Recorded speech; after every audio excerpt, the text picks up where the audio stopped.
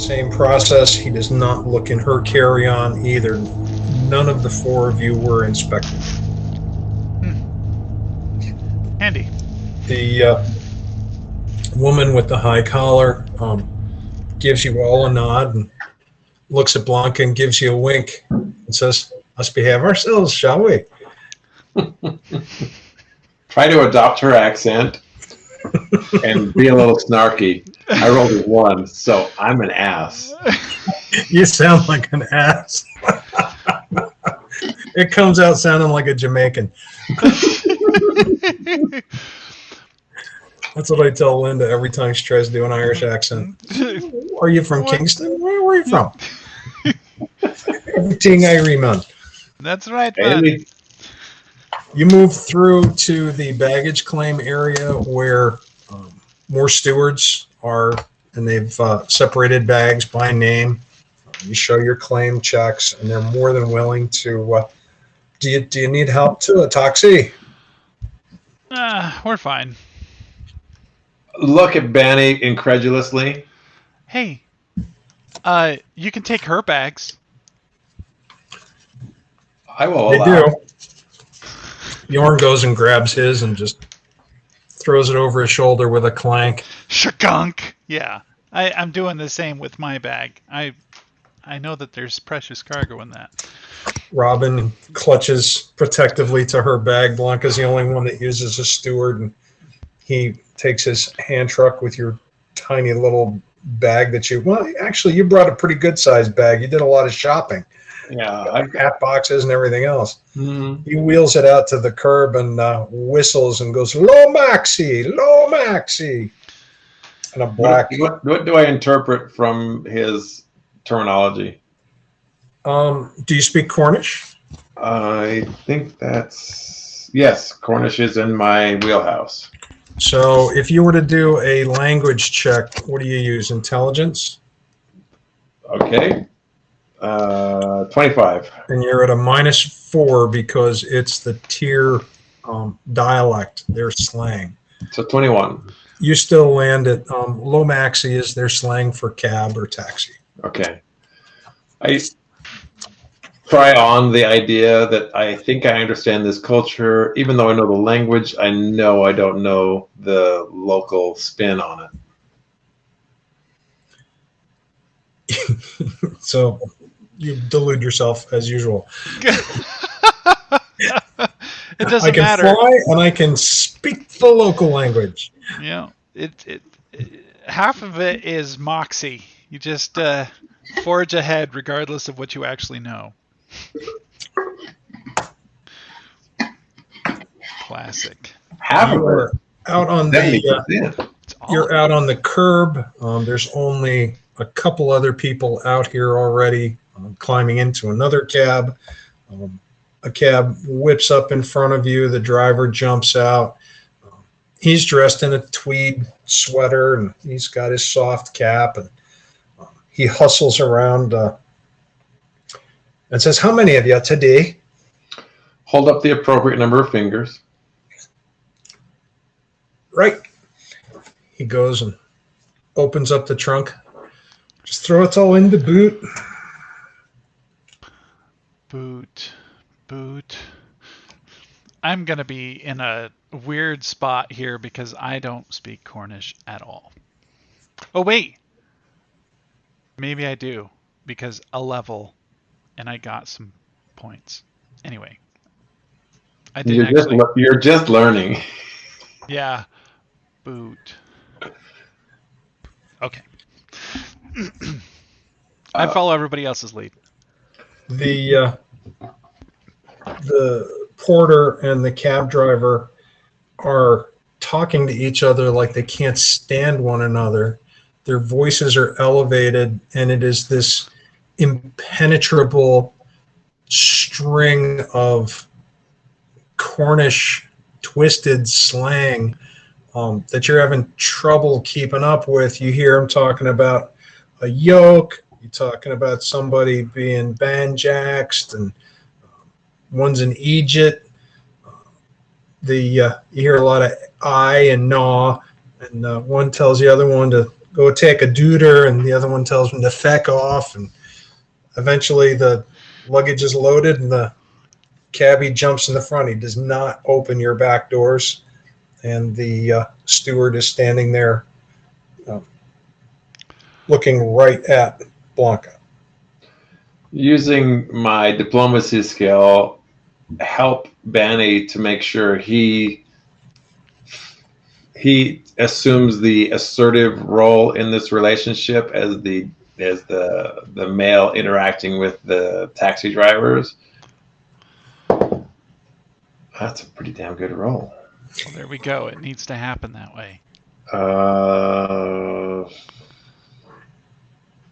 33. Oof, that's definitely a critical success. Yeah. If I didn't quite get it the first time, I got it now. You got it now. Blanka will assume the demure role and let him lead. The first thing I have to do is give the steward a 30 spot. Peel off a 20 and a 10. He tucks it away. To hand that to him. Do I detect any annoyance or appreciation either direction? Okay. He just tips his cap and moves back inside the terminal. I open up the rear door for everybody else to rush in. I am going to walk around and get in the front seat because it's probably pretty loaded up in the back. As I test the passenger door, what does he do? Does he have space for me up front? Yeah, there's space up front. The Okay. only thing you have to move aside is his lunch and his thermos. Settle in there, and let's just say I speak broken Cornish at this point. I tap him on the shoulder before he engages and just say hotel. He turns around in the seat and he gestures toward the terminal, and he says, your man's a real pox, but he's just faffing about. He's a good fella. So where are you off to? And he makes this face. Pardon me. My stomach's in bits, and so is the jacks. I'm going to grab the crank, and I'm going to crank down the window in anticipation for whatever just happened. It's all still inside me. You probably should get that checked. Where can I take you fine folks? Let's go to the hotel. Do you have one in mind? Not really. What do you think? What would you suggest? Well, I would, if you're light of funds, I'd take you to the Callahan, but the rooms are a mite manky. I'd suggest for fine folks such as you that you might like the where might you like? Let's see. One moment. I turn back to Blanka and say, let's go to Drakenfels. Let's just go there. Let's just go straight there. Straight. I could take you to the Coughlin. That's more perhaps your speed. How about this? Do you know the way to Drachenfels Manor? Where might that be?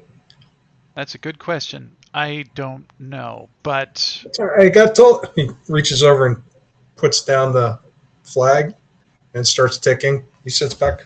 Take your time, like I told the time in the world.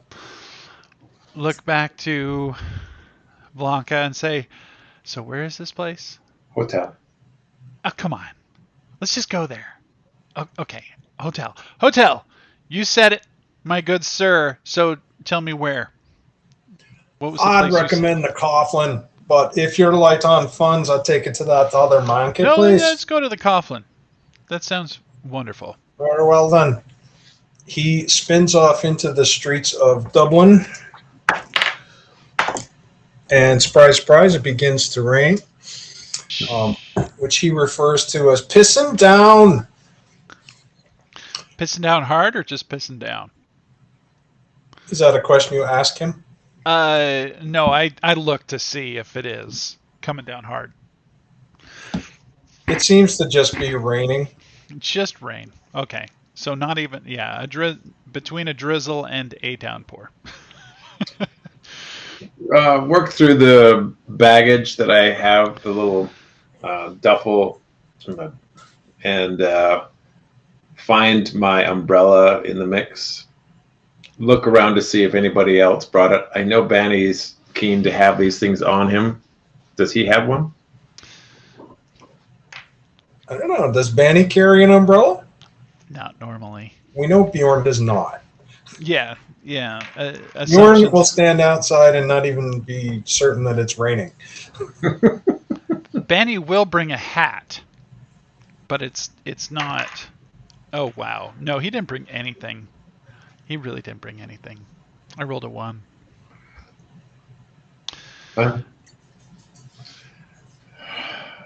Look out through the windows, through their glassy wetness, and just take in the surroundings.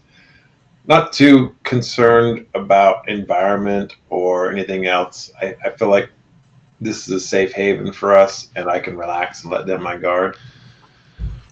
Your driver talks about the weather like that's the only thing he talks about. And Banny, you do pick up the difference between pissing down and lashing, and you get the idea that lashing is heavier Bad. rain. But it seems like he talks about the weather a lot and all of its different variations. He tells you about different weather that he's experienced and different rains and how the streets get. And, he asks you questions and then answers them. It's just a constant running chit chat that just turns into this weird Irish noise in the background. You pick up on words you've never heard in your life, or that you thought meant something else, but clearly don't hear. I'm just gonna smile and nod because that's what I do in situations like this. Considering the fact that I'm operating off of a broken language in the first place, smile and nod. Blanca's a little bit past her bedtime, and she's getting a little sleepy in the back seat. Got to take a potty break. Okay.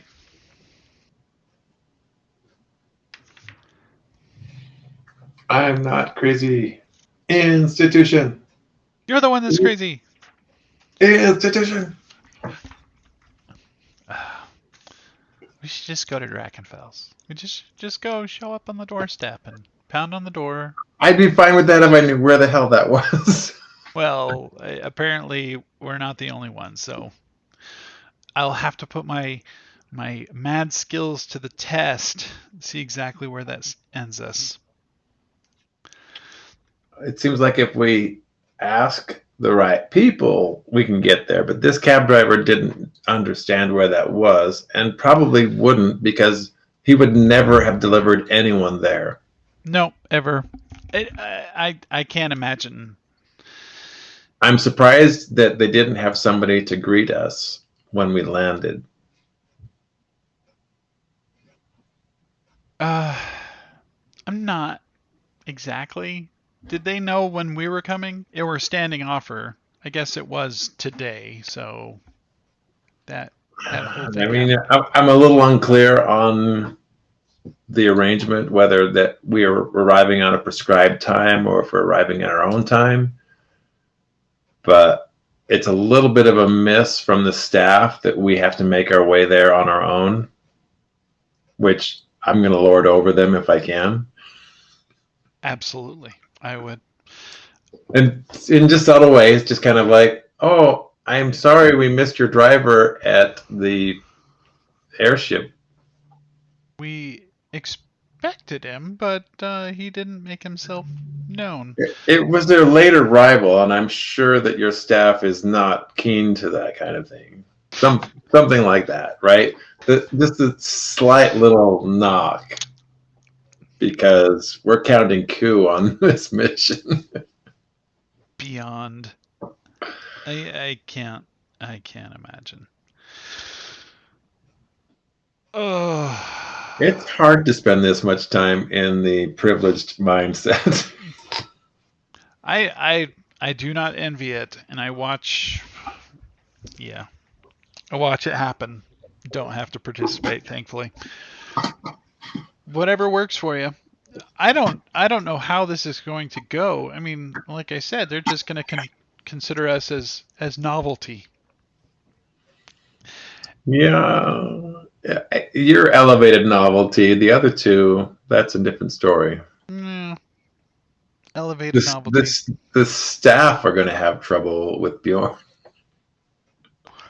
As long as they keep him fed and supplied with Mm, liquors. I think yeah. when we There's. do make landfall, we need to basically say, you probably want to stock up on Norwegian vodka. Because I wouldn't imagine that they have something so rustic. Do we want him liquored to the Not liquored to shoreline? the hilt, but honestly, when have you ever seen him not able to perform, even when completely inebriated? It's mostly just a kindness, a gesture. A place where he would say, "Oh, this place sucks less than I expected." Yeah, I'm worried that he's going to start hitting on the staff.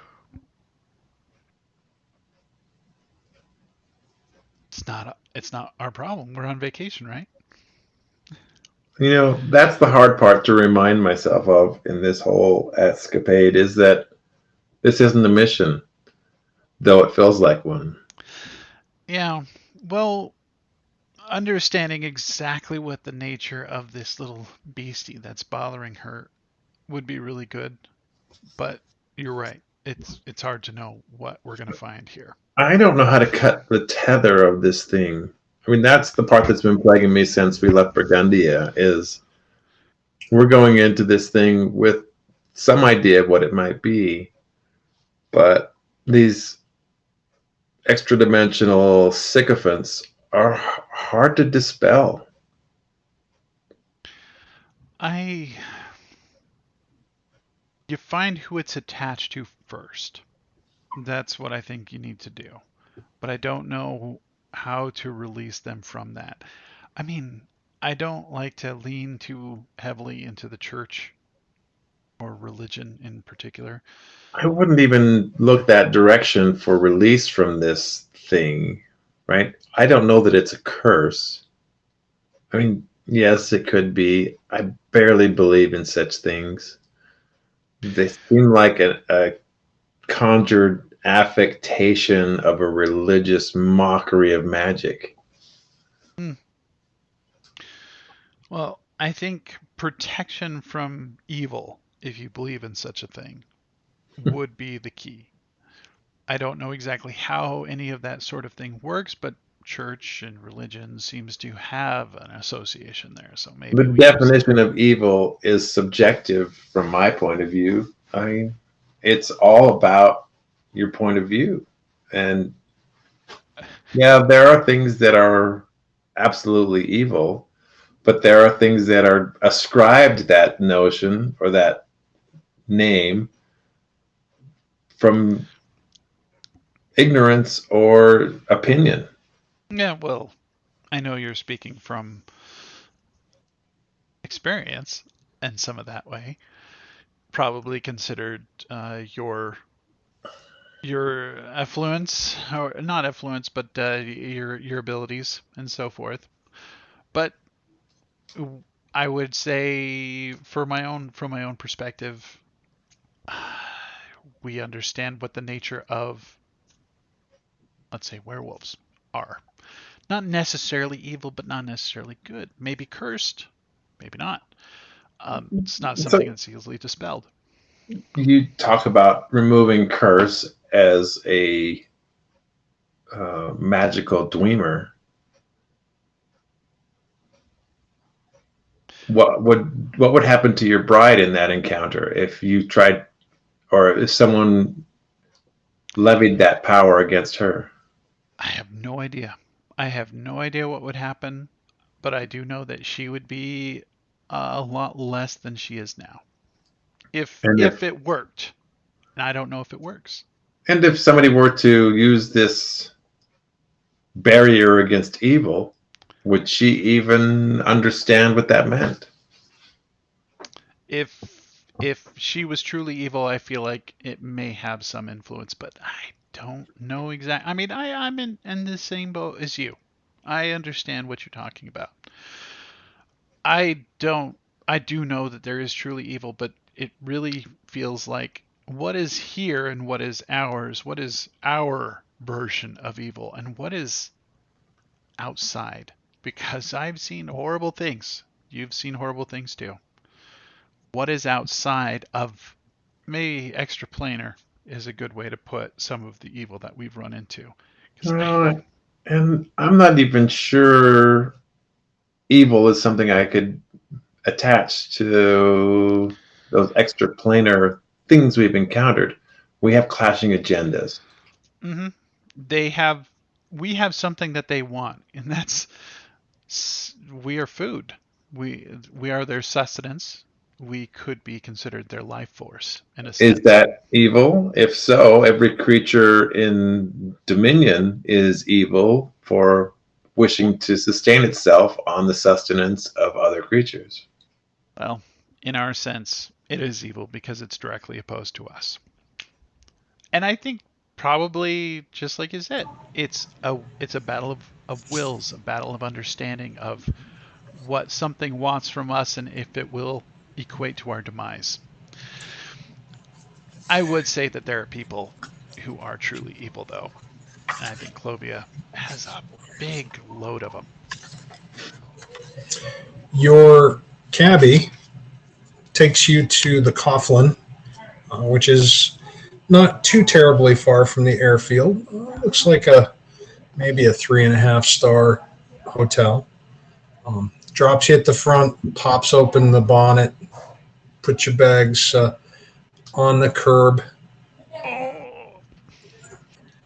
Pop the umbrella, wait patiently for the driver to unpack. He offloads you at the curb. There are no bellmen, just the hotel. And he takes a peek at his meter, and he says, "That'll be 45 Quinn." I will move forward. It's my job. So as Gives soon you a as she smile. starts, doing it, I move forward and I give him 80.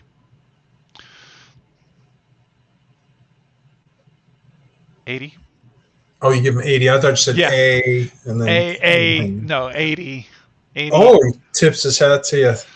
Thank you, sir. And may you have a pleasant stay. Yeah. Well, thanks for the recommendations. Thanks for the ride. Jumps in his cab and away he goes.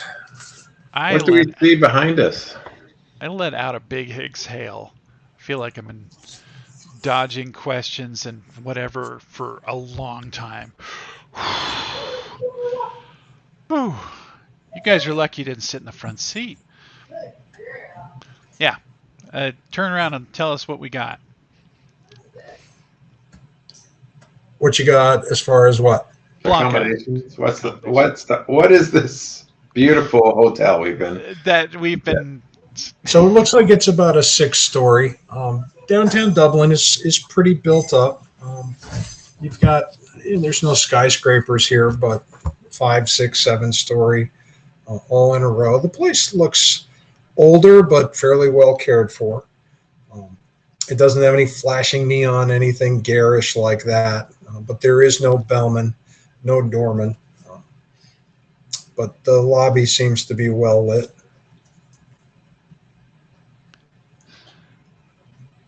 That works for me. I look at Blanka. There is a canopy, so you can get in out of the rain. Blanka has her shoulder bag and her clutch, and she moves towards the entrance with her umbrella as she gets close. Angle it down, shake off the rain, and throw it over an elbow and move inside towards the counter, disregarding the fact that her major luggage is still outside. When you were in the cab, even in the tight quarters, Bjorn shrugged into his harness, so that he's got his Yeti, his Ragnar, his knives, and his overcoat. The rest of it is still in his duffel. Inside, it's clean, it's bright. There's nobody here except for a red-headed desk attendant. He looks fairly young, jacket and tie, little nameplate. I look at Blanka and say, pretense? Are we done with pretense? I think we can relax here a bit. You want to take care of this because I'm just about dry. Move up to the counter. Evening. Move Is it up. lashing out there? Squint a little bit like I'm filtering the language, and then reply. Just pissing. No, bang on. Look back at Bani with a little bit of disgust as he interrupts my interaction with the attendant. There's 4 of us, 2 rooms. Right.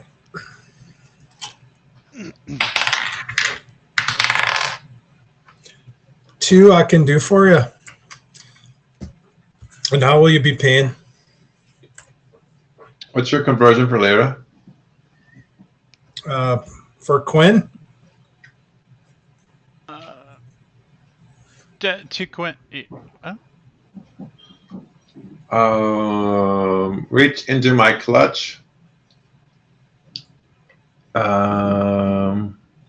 out hard coins, silver, wrong denomination. Put them on the counter and double the amount he asked for.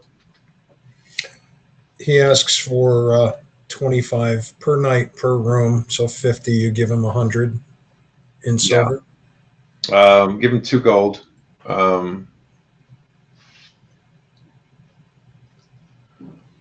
Hard coin.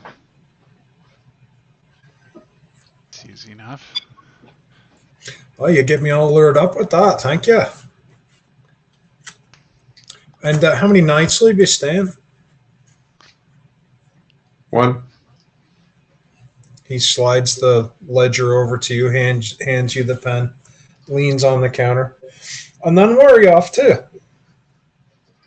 A little hunting. Are you familiar? Actually, this might be a good opportunity to find somebody who knows where the hell we're going. Yes.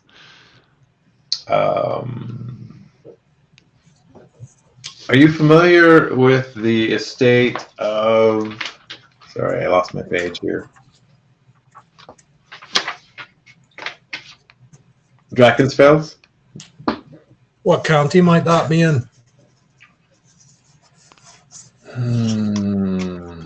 It's the family of Ismay. Are they known to you?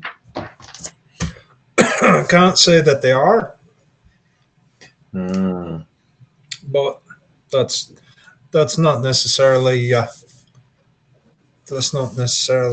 something I would know. But are you sure you don't know the county? Grab the invitation. Look at the address that was sent as a return address. See if there's a county listed. You see, it's County Galway. Share that with the clerk. Oh, scratches his head. Oh, you're a fair piece from there. And How long is the drive? And do we have a driver available in the morning? are you asking him if he has a driver available? I'm more suggesting that one might be made available to us, but yes.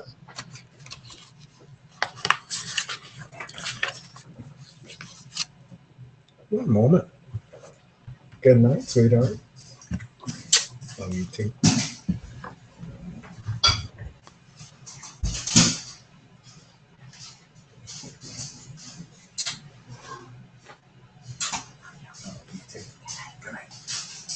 I'll be back. Okay. Well, let me see what I can tell you about County Galway. I had it right here a minute ago.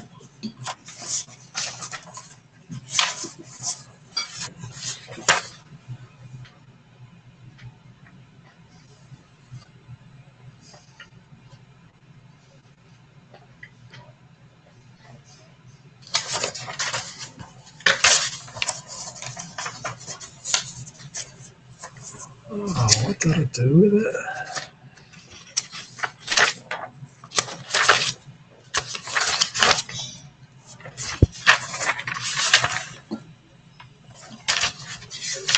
Oh, there it is. All right then. Oh, well, I don't think you're going to want to be driving. You're going to want to take the train. Train to take you about 4 hours. It's almost 200 miles from here. It's on the other side of the island. Hmm. Just to get into County Galway. That's How far away from the Bahnhof? You could actually walk if you wanted to go. It's only about a block and a half away. It's right next to the airfield. Hmm. Wait a minute. How long was your cab ride?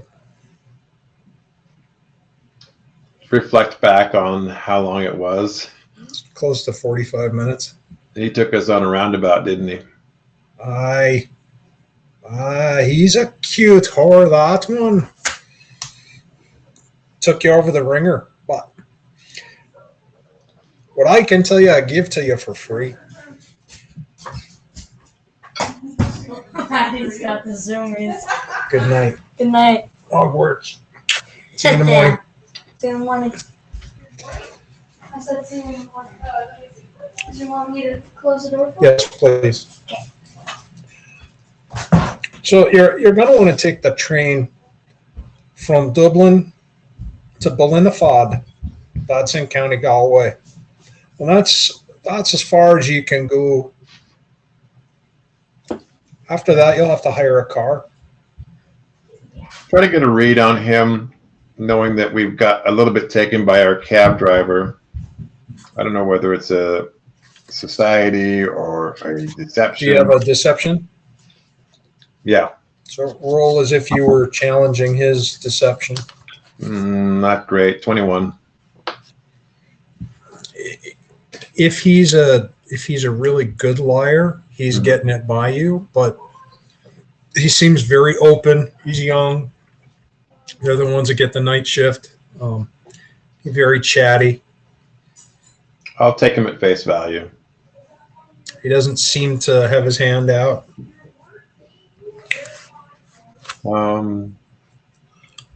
Help finish the transaction to get our rooms assigned and get an understanding of where we have to go in the morning to make our train. We Fairwood don't have a bellman tonight. He's in bits down at the pub, but looks like your man there is a big strong fella. He'll take care of your bags for you. It's fine. We'll take care of it. We can get you a cab in the morning if you've got a lot of luggage. You could walk, but chances are it'll be it'll be raining in the morning, and you don't want to be out in that. Do the math on our bags. Bjorn's already pretty burdened, isn't he? He's not. He's kind of 19 strength. So he can handle my bags without much burden. Yeah, he won't even be encumbered. All right. I'll swipe the keys from the counter and gesture towards our rooms. He has put you on the top floor. It's the iron grid elevator with the accordion gate. You ride it up to the 6th floor. The hotel's, it's older. It's seen some wear over the years, but it's clean and it's well kept. You don't have any flickering bulbs or shady crackheads in the hallways. You find your rooms, they're a little bit above average, and they're also clean. Each has its own lavatory and tub with a shower. Blanka's not great at extending her hours. She's exhausted and ready to lay down. And it's about 2:30 a.m. by now, almost 3. She knows she needs 8 hours to be effective, and she just finds the bed that she deems hers, sets her stuff down, and just, without ceremony, lays down and goes to sleep. Yeah. I've seen this before, so I accommodate and start calling out to the others. Everybody find your rooms. Get your beds. We'll take care of this in the morning. Do you want to call down for a wake-up call, or are you just going to let the sun bring you around? I think we're going to let the sun bring us around. Okay. I still have early morningness, so I'm always going to wake up a little earlier. But since Right. we are off time zones as well, it's probably going to be a little bit different. So I'm still going to Bjorn let says he'll probably be up first, just because he got some sleep on the airship. And in the morning, he'll nose around and see what passes for tier breakfast. Perfect. Let's And get some sleep. Four of you crash. Your night is comfortable, uneventful, restful, and Bani, you're the first one to wake. You find that Bjorn is already out of the room. Robin sleeps in just a little bit, but then she rouses, and Blanka has programmed herself not to wake up before she absolutely has to. Within about an hour, there is the sound of a boot kicking low at the door. I'm going to go Is get that it. Did we lose Eric? Nope. I'm still here. I just see your phone number. I just muted myself so I can chew. You're among friends.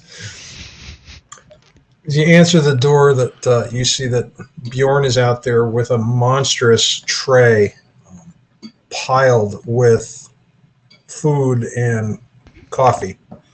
He has to turn sideways to get it into the room, and he plops it on a table. Okay, I will clear space for him so he can do so. He's all smiles, and there's crumbs and bits of meat in his beard. He's probably already had a first breakfast while you were sleeping. He also smells of coffee. Perfect. He grins at you and says, "Yeah, I think I'm going to like it here. That The good, food huh? is fantastic." I settle in and I start perusing what he brought up for us. Is there a noteworthy amount of missing pastries, or is it mostly just meat and cheese, and what do we got? It's you don't see a lot of pastries. There is some bread. There is sliced corned beef. Something that smells a bit like lamb. There's a big pot of stew with some kind of meat in it. There is a slab of smoked salmon, cabbage, and potatoes mixed in a large bowl, and black coffee. No fruit, no veggies, other than the boiled stuff. And it looks like a lot of it is boiled. I'll pick through the things that seem less wilty and just start chewing away. I haven't had much time in Magnatia, so I really do want to experience all the different fare. It's just in portions. Bjorn pours himself a big bowl of stew, slaps some corned beef and some cheese between two big slabs of bread, and dips his sandwich as he devours it. Ooh. I'll follow his lead for some of this. So what you notice is the food it's very homey. It's certainly not French cuisine. It's not even Burgundian cuisine. This is like down to earth stuff. This feels like what the common folk probably eat most of the time. And it's awesome. It's very filling and comfort food and hot and plenty of it. Yeah, comfort food for sure. I will take my fill. It sounds amazing. Spread it around a little bit. Save a few crumbs for Blanka when she decides to eat when she wakes up. Wait Blanka, until you wake by your internal programming, a little bit of sunlight coming into the room, and the smell of very strong, rich smelling coffee. Mm. Rise like the dead. Slide to the edge of the bed. Throw on a shawl and make my way over to whatever bits are available. There's still a pretty good amount of the feast here. Bjorn tells you need to try the soda bread with the honey butter, and the stew is good, and the salmon is amazing. Take small samples of each of them, spending a little extra portion on the salmon. Once I've got something that amounts to a good-sized portion for her breakfast, pour coffee, check the temperature. It's still hot. Cradle that and pick at the portions and start taking the temperature of the room. The food reminds you all of what the Habsburg cook serves you at your mess hall. It's filling, it's homey, it's hot. It's definitely a different flavor. Maybe a little bit blander, but completely different. And you've had corned beef before, but this just tastes completely different. Not necessarily better, but it's definitely a change from what you've been through. Bjorn tells you that there's a small restaurant downstairs, and the chalkboard, it's closed, but the chalkboard outside was talking about shepherd's pie, and it looks like they've got a lot of fish and chowder and shellfish. He grins and brushes crumbs out of his beard and says, "We're going to eat well." I hope. I don't know what kind of fare they share at the castle, but this looks amazing. It's pie, it says. Blanka knows what kind of food they have, and it's not this. After imbibing some of the victuals that were brought to the room, excuse myself and go down to the desk and inquire as to the departure time for the train. You go down to the desk. It is a different attendant. This is an older man in suit and tie with magnificent groomed mutton chops. Looks like he eats at the restaurant 3 meals a day. He's a beefy guy. Looks like he might be old enough to be the hotel manager. Very polite, welcomes you. His brogue is not as sprinkled with slang as the other people that you've met so far. It looks like he's got some culture to him or some manners. Mm-hmm. But he's still got the same accent, and he asks you, did you enjoy your night? Digging into my own understanding, he's speaking Cornish, right? Yeah. I'll try to not be pandering, but give him the sense that he's talking with somebody who he can relate to language-wise, culture-wise, even though I know I can't blend. I kind of want to get on his good side. If you speak if you speak Cornish, then speaking it in Magnatia would be as if you spoke broken Cornish. Okay.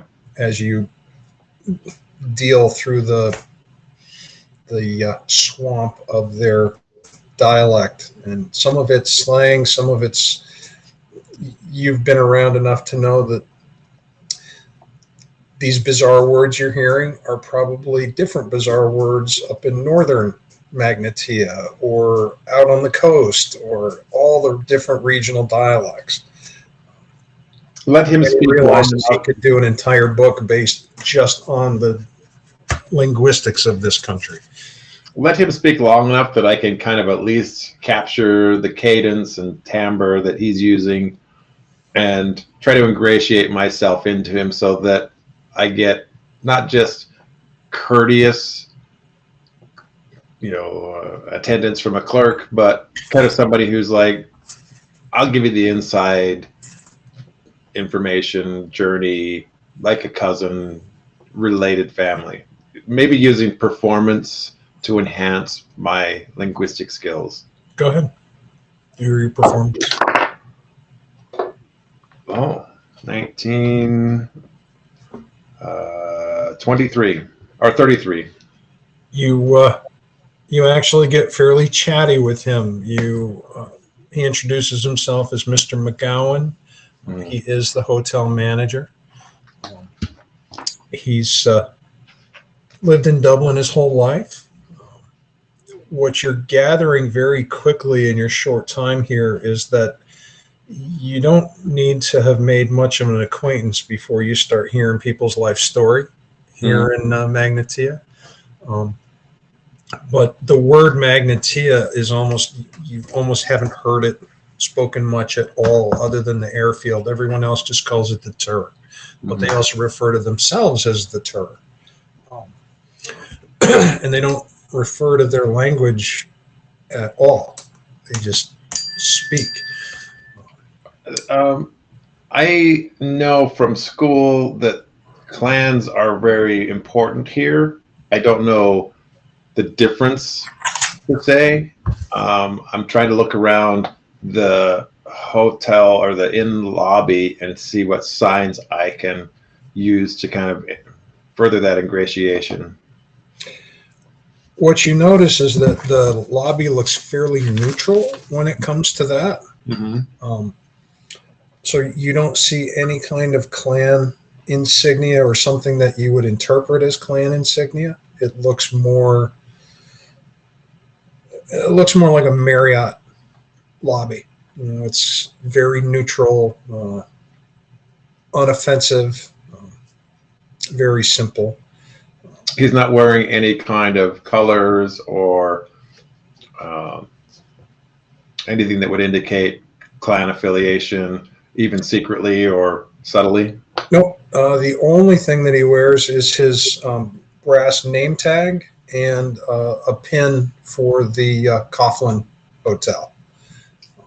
Give him a nod, mostly internally, for being open to all visitors, and recognize that that's probably a big lift for him. And he seems very accommodating, very gracious.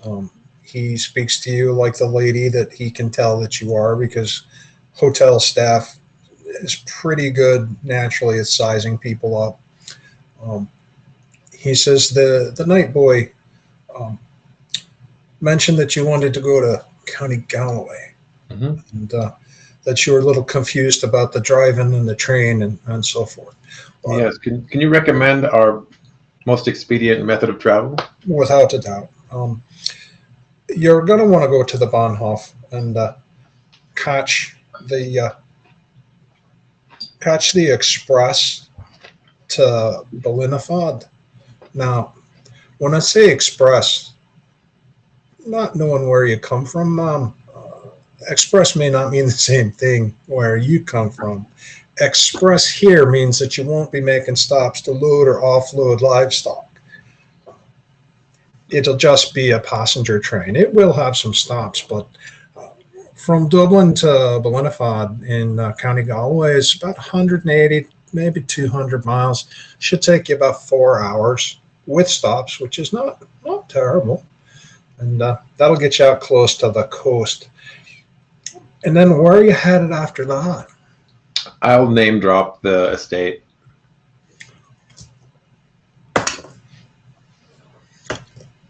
I can't say I've heard of it, but I don't get out with the cultures very much. I stay here in Dublin, and but when you get to the end of the line at Belinafad, they'll be able to steer you in the right direction. You'll be able to hire a car if you don't have one waiting for you.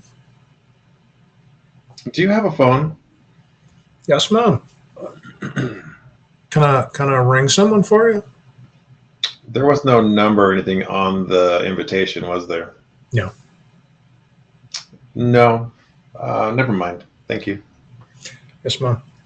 Will you be needing a Lomoxie for your trip over to the railway station? Nod to him and indicate where the what room I'm in.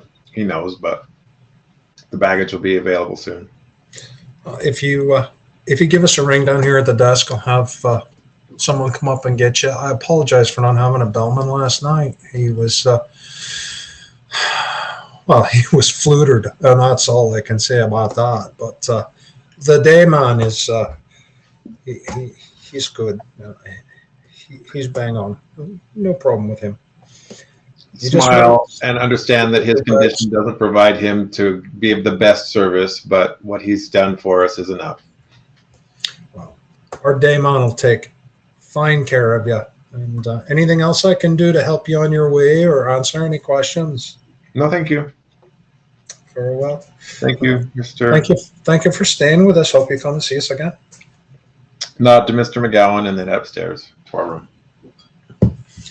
Upstairs, all of the food trays are out in the hallway now.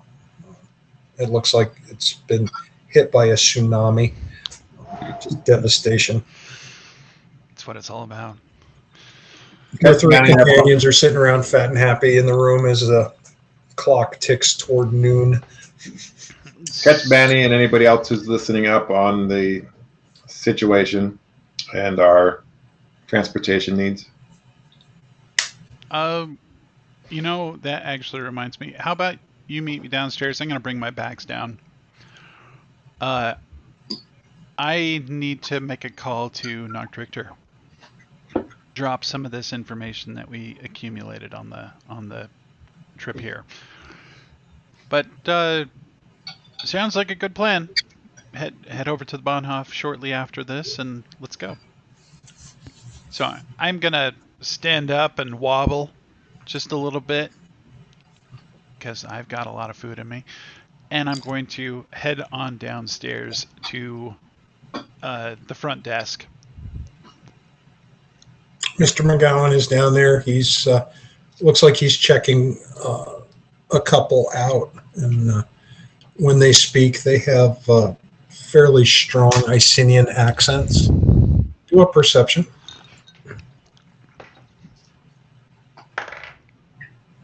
Not awesome. It's a 19. As they conclude their business and turn away to go to the front door, you catch just the faint curl of a lip. Really? From the McGowan? From McGowan, the man behind the counter. Faintest. Okay. I stand off to the side while all business is transacted, and as soon as they leave the doors, I step forward, probably when I see him react. He turns to you and gives you his full attention. He welcomes you. Thank you, sir. Could I use your phone? Certainly, sir. Is that a number I can dial for you, or do you wish to dial it yourself? If I could dial it myself, I'd appreciate it. Puts a black phone up on top of the counter, turns it toward you. I lift the hanger or tap it a few times, listen in, and then start dialing the numbers for Noctrichter. He is like watching you dial out of the corner, and he says, sorry to interrupt you, but if this is going to be an overseas call, there will be a charge from the hotel. I will accommodate. And can you just tell me the country that you're calling? I'm calling Burgundia. Very good. He looks at something on his side and he says, it'll be just a 5 quin. I'll get that to you. I lean up against the side of the front lobby desk and just wait for the rings to go through. You're calling Noctrichter? Yeah, I'm going to call Noctrichter. If it's Derek, it's Derek. If it's Angelica, it's Angelica. It's Derek. Well, yeah. Okay. What? Hey, I expect a little more decorum from this, or I will report you and your You know, ass. there's there's a really bad action. Are you sure that? Yeah, I know where I'm at, and you're gonna pass out if you keep on breathing into the phone like that. But here's the thing: there's real information we need to get to you. I need Angelica to look up Enigma. Enigma? Hold on. You hear rummaging. Apparently, finding a pad and a pencil is, oh dear Lord. When he jots it down. Is that it? Anything else? It may be considered a weapon. We'll just leave it at Great. that. Enigma, weapon. Yes. Anything else?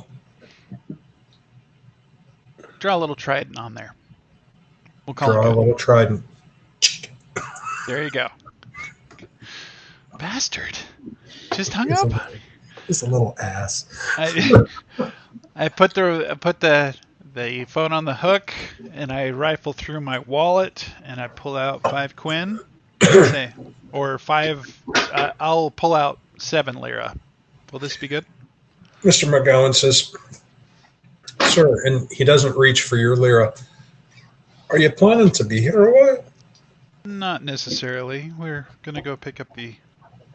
We're gonna travel out to the Baunhof. No, sorry, I mean in the tier. Maybe. What do you suggest?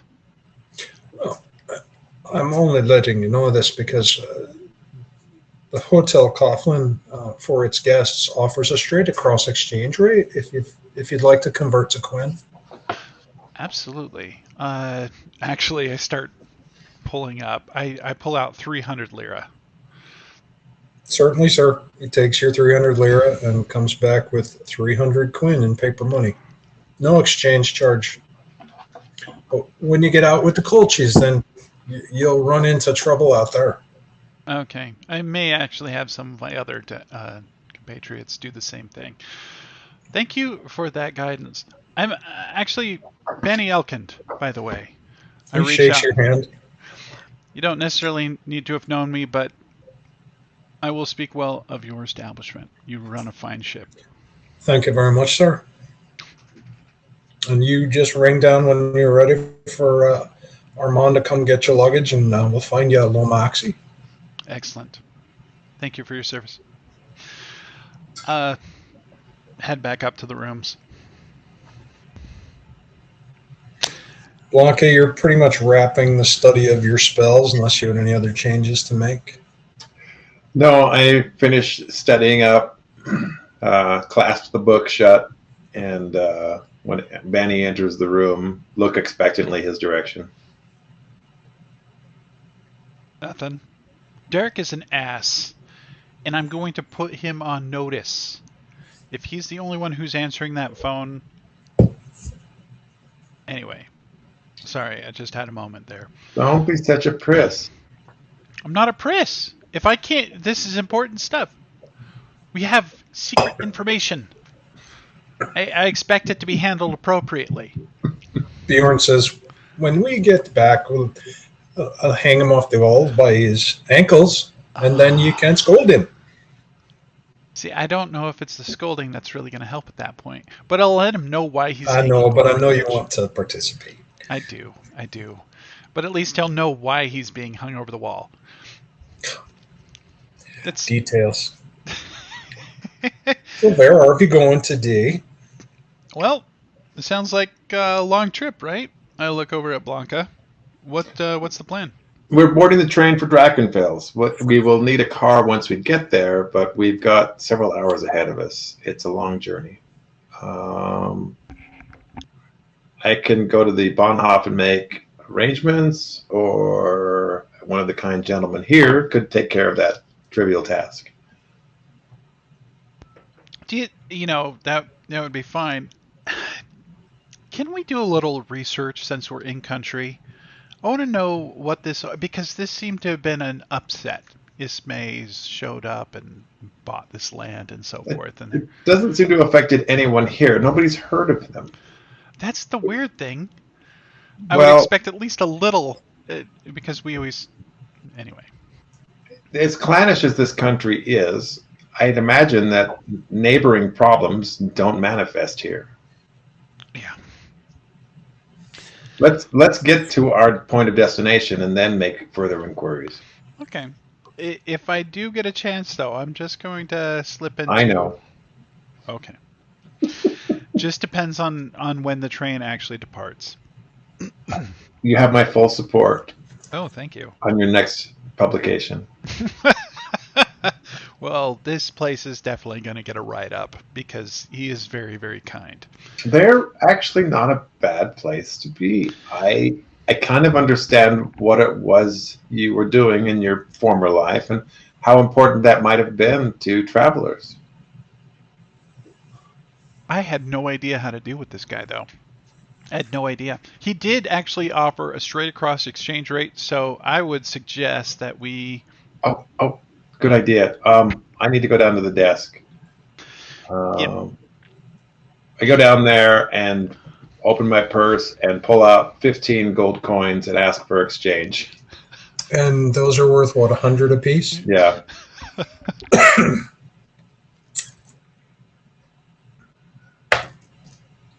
He doesn't blink an eye. He collects all 15 of them, disappears into the back, and counts you out in 150s and 20s, Mm-hmm. 1,500 quin. Act like it is a normal exchange that I'm used to every day, just like he is, and conclude my business. He asks if you're ready for his day man. I nod without words. He hits a bell and a older gentleman appears, older but still fit enough, and he says, please go up to these 2 rooms and bring down this lady's bag and her companions. Madam, I will go hail you a cab myself. My instincts as a special agent kick in, and seeing someone his age that fit, I give him a once over, almost I will chiding myself for go hail you being a cab. paranoid, but just kind of, okay, he's fit, he's capable. Is he armed? He is not armed that you can see. You don't detect any magic. The problem is that you're 17, so a 50-year-old seems ancient to you, and he's probably fit because he does manual labor. But some of this is lost on Blanka. Oh yeah. But what she sees is a guy who's graying and seems to have no trouble with the luggage. So he could be a echelon agent, or he could just be 50. They're the same to her. All old people must die. Right there. I'm right there. Check the weather. I'm not great at that, but see if I need my parasol, my umbrella today. There's actually sunshine outside. Bury the tip into the sidewalk and wait under the canopy. Streets are still wet. It's midday, so the streets are much busier with traffic. A lot of lorries go by. People seem to use their horns instead of brakes, which is pretty common in any major city. A lot of people out on the street passing by.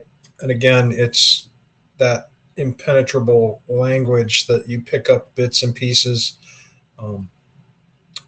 It's not all slang. It's mostly Cornish, but they just sprinkle this weird stuff in there that doesn't make any sense at all.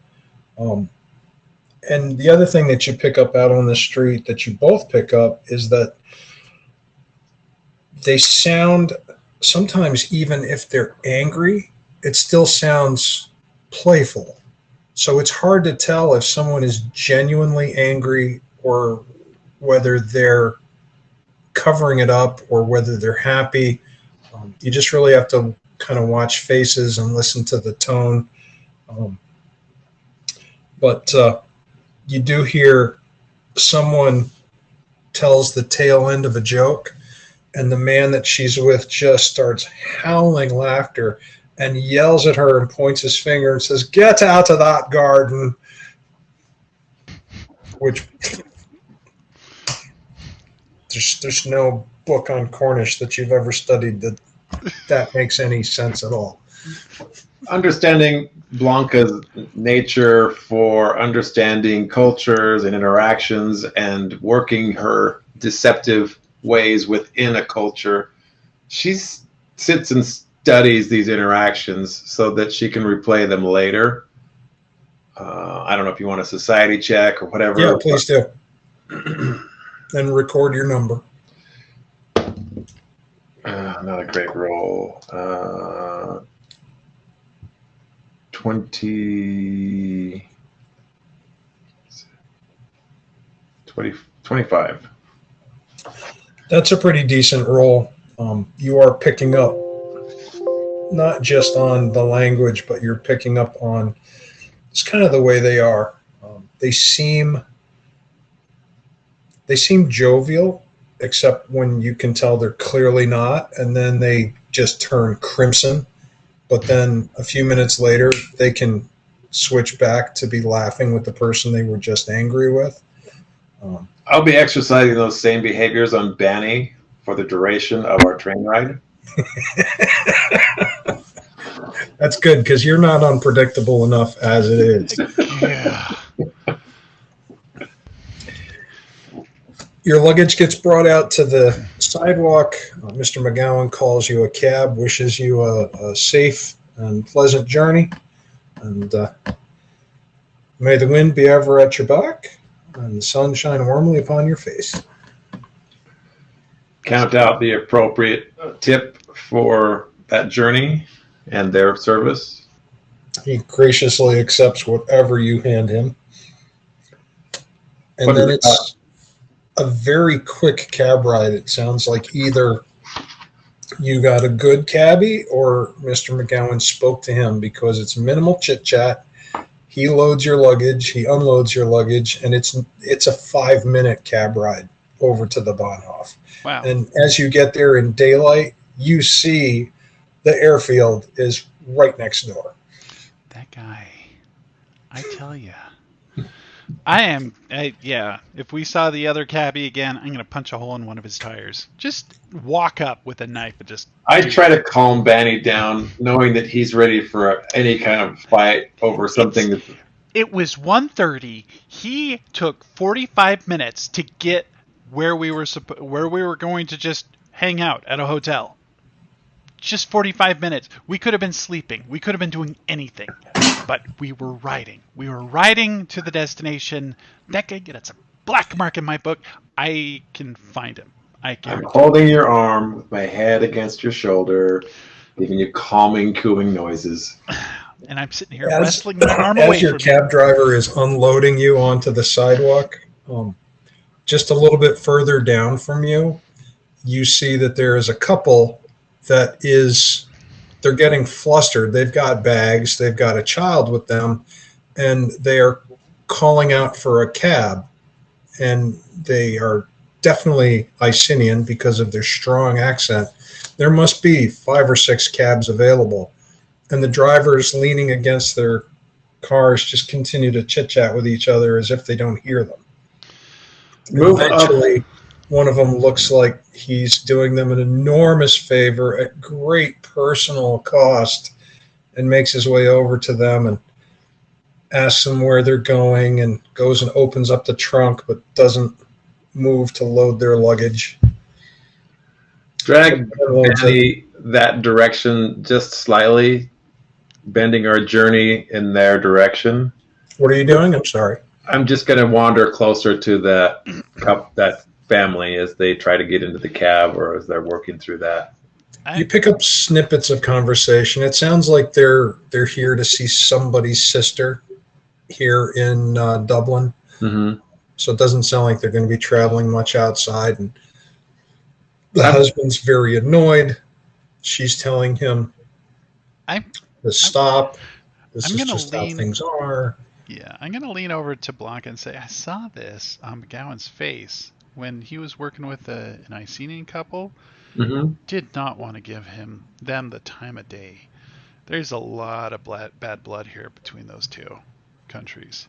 So Try to eavesdrop on the conversation and see if the Icenian family is worthy of any positive attention. They just seem like travelers, probably off on a trip that they don't really want to take. It's a family obligation. They don't seem any happier to be in the tier than the tier want them here. Render no assistance and find our way to our train.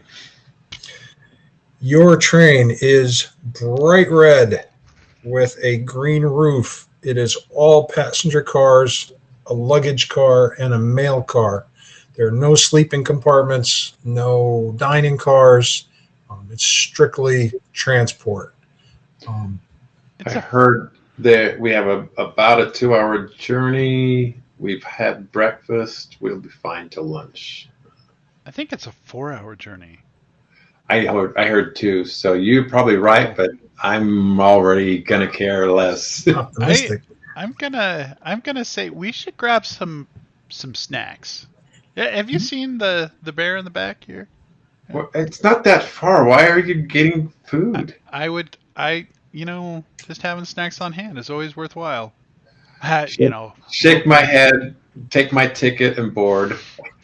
I'm going Bjorn to. says, I'm good. You're Pats his good. belly. But when he pats his belly, he clanks.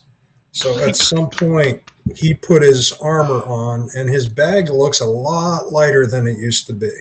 He also looks a little bulkier when he moves and rattles a bit. That just reminds me that I need to do a little bit of the same. Yeah. So No. you look back at the Yule tree of weaponry. I should probably take something out from underneath that tree. Oh, look. If I don't bite your hand off first. Oh, are you missing a finger? Yeah, nothing's wrong. Nothing. You get to step into a restroom and gear up however you wish to travel.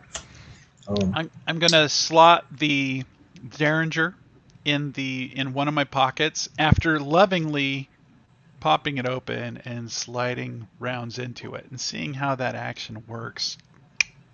It feels nice, and it's highly concealable. Yeah, I was gonna say it's like one of those ones where you drop it into your sleeve and just hang it at the crook of the You elbow. could probably even have Isaac rig you some kind of a harness to snap it out into your hand. If he's not busy cranking out shells for the Mad Vikings Yeti. Well, just it's a supply problem at that point. I just kind of figure out how to slow down the works. Well, I don't have enough gunpowder.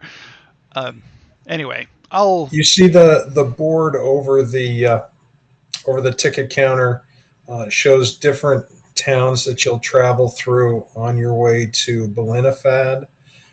At that point, it looks like the train jogs significantly north.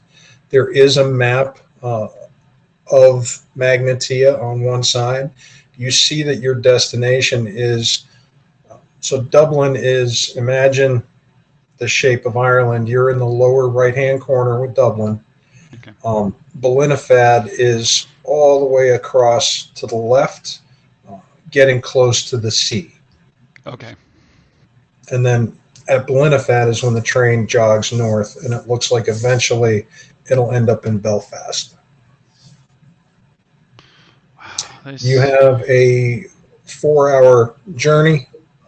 A ticket costs you 30 quinn per person. Okay. I'll spot for Robin and Bjorn and myself. Blanka's got to pay her own way. I know how much cash she has on hand. Blanka, have you been doing any counterfeiting, or has this all been legit money? All legit money. I dipped into the family coffers before this journey just so I wasn't as poor as last time. Was that the coffers that you liberated and from the Chinese and brought home? Let's say no, but maybe. Yeah. Let's say that Isaac forgets where he hangs his keys all the time. Yes. You board your train, and it's no frills. I mean, it's not a cattle car, but it's transport for the average person. Human cattle. You've got padded seats, which is a good thing. And they tell you that they pride themselves on being no more than an hour off schedule at any given time. And they say it with pleasure. I look at everybody else with just wide eyes. Like I can't possibly imagine what that's like. Just this is a nightmare. This is chaos. This is well, compared to where you guys live, the trains, it could be a nuclear war, and the trains will run on time. The trains will run. And clickety-clack, off you go.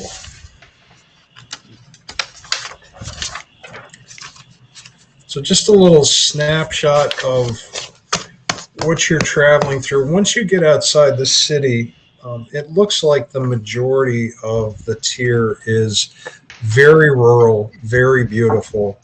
A lot of rolling green hills, dotted with white sheep, a lot of stone walls, narrow bridges. You see farming equipment out in the fields, not all of it mechanized. Lots of horse-drawn conveyances on the side roads. People are still using wagons, still using horse-drawn carts. A lot of people are on foot. The further you get away from Dublin, the more the horse-to-car ratio becomes unbalanced. It rains 2 or 3 times during your journey, which, if anything, makes the land that much prettier. Because after the rain, the clouds and the distant hills turn purple. It's just a gorgeous place to be. The train is rough. It clickety-clacks along and squeals when it makes its different stops. People get on, people get off. Nothing too exciting. You've traveled trains in Europa your whole life. But again, this is just no frills. The guy comes along and clicks your tickets like he's making confetti for a ticker tape parade and moves on. Not a lot of chit-chat or conversation, but he's got a smile for you. Anything that you want to accomplish while you're on your 4-hour journey? No, I think initial intention was to survey the countryside and, digest the beauty of this place. But even with a good 8 hours of sleep, Blanka succumbs to boredom quickly and falls asleep in Bani's lap.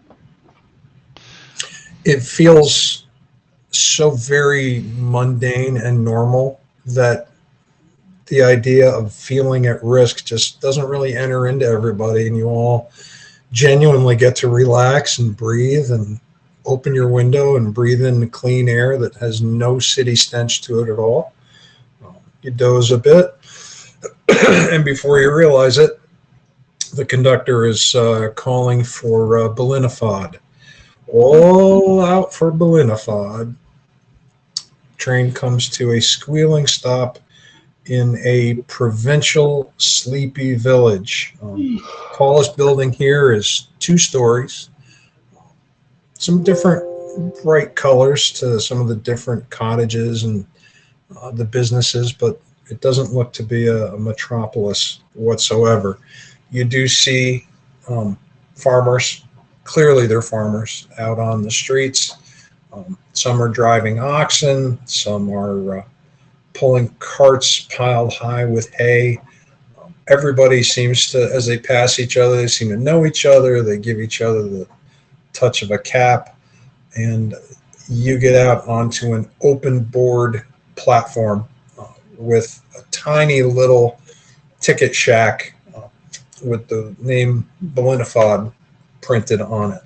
Hold the ticket up against any local signage to validate the name Belinifod. Check it against my knowledge of how you spell that word, knowing this country jacks up every spelling. The spelling on your ticket matches the sign over the little railroad shack. Crumple garbage. So we don't follow it the train north to Belfast. We're in the right place. I'm assuming. We have to find some local who's willing to carry us the distance because the estate has not provided us a car. And you're going to keep hounding that, especially with the fact that I bet your friend has never left this estate and therefore didn't know any of the logistics associated with such an endeavor. I think the local constabulary will make sure that we get a message through to them so that they don't miss their opportunity to afford us some level of accommodation. Bjorn leans in and says, we're not talking to the local constabulary. Mr. What? Rattlepants here is not going to talk to the local constabulary. I mean, I probably Talk to could. who you want. I'm going to go to find a pub, and then if there's no constabulary in there, then you can come and get me when you have a car. I like the sound of that. Come on, Blanka. And Go it's find 5 p.m. It's dinner time. We're missing an opportunity here. Pub food is not going to hold up against what is waiting for us. Really? I mean, Well, I then get make a it. decision. Go get drinks and food, boys. I'll find out how we're going to get where we're going. No, you can. I'm coming with you. I'm not going to let you do this alone. Look, Unless you want me to let you do this alone. Bjorn points to a one-story thatch roof long building that has a shingle hanging out over it of a lamb. And he goes, that's a pub. I can smell it. I'll be there. Come and get me. Sure. Take Robin with you. Robin? He does. He grabs her and troops off toward the pub. Is there a post office? Who are you asking? I look around. I'm thinking it's going to be near the train station. Just trying to use my societal instincts. We could go to the There is a porter standing out on the boards, leaning on his hand truck, cap tipped back, smoking a cigarette. Lean forward impatiently, see if he responds. He nods at you, smiles, puffs. I'm gonna put a hand on Blanca's shoulder. I don't think it works the same way here. I'm just gonna go talk to him, okay? Deflate and wait. Walk up to him. Say, hey, Good evening. new into town. How do I get a car or a cab or something? Where are you going? Have you ever heard of Drachenfels Manor? Oh, Drakenfels. Have I ever been there? I'm not saying. Do I look like the highfalutin high society Icenian folk that live out there? Do I look like I've got gold coins falling out of my pockets? No, Well, do you? I don't.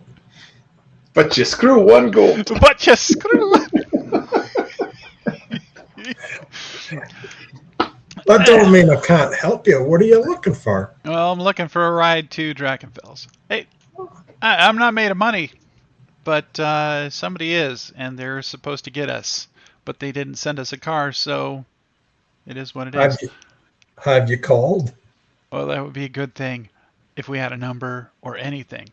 Is there any way that we can get to a switchboard operator that would let us ping?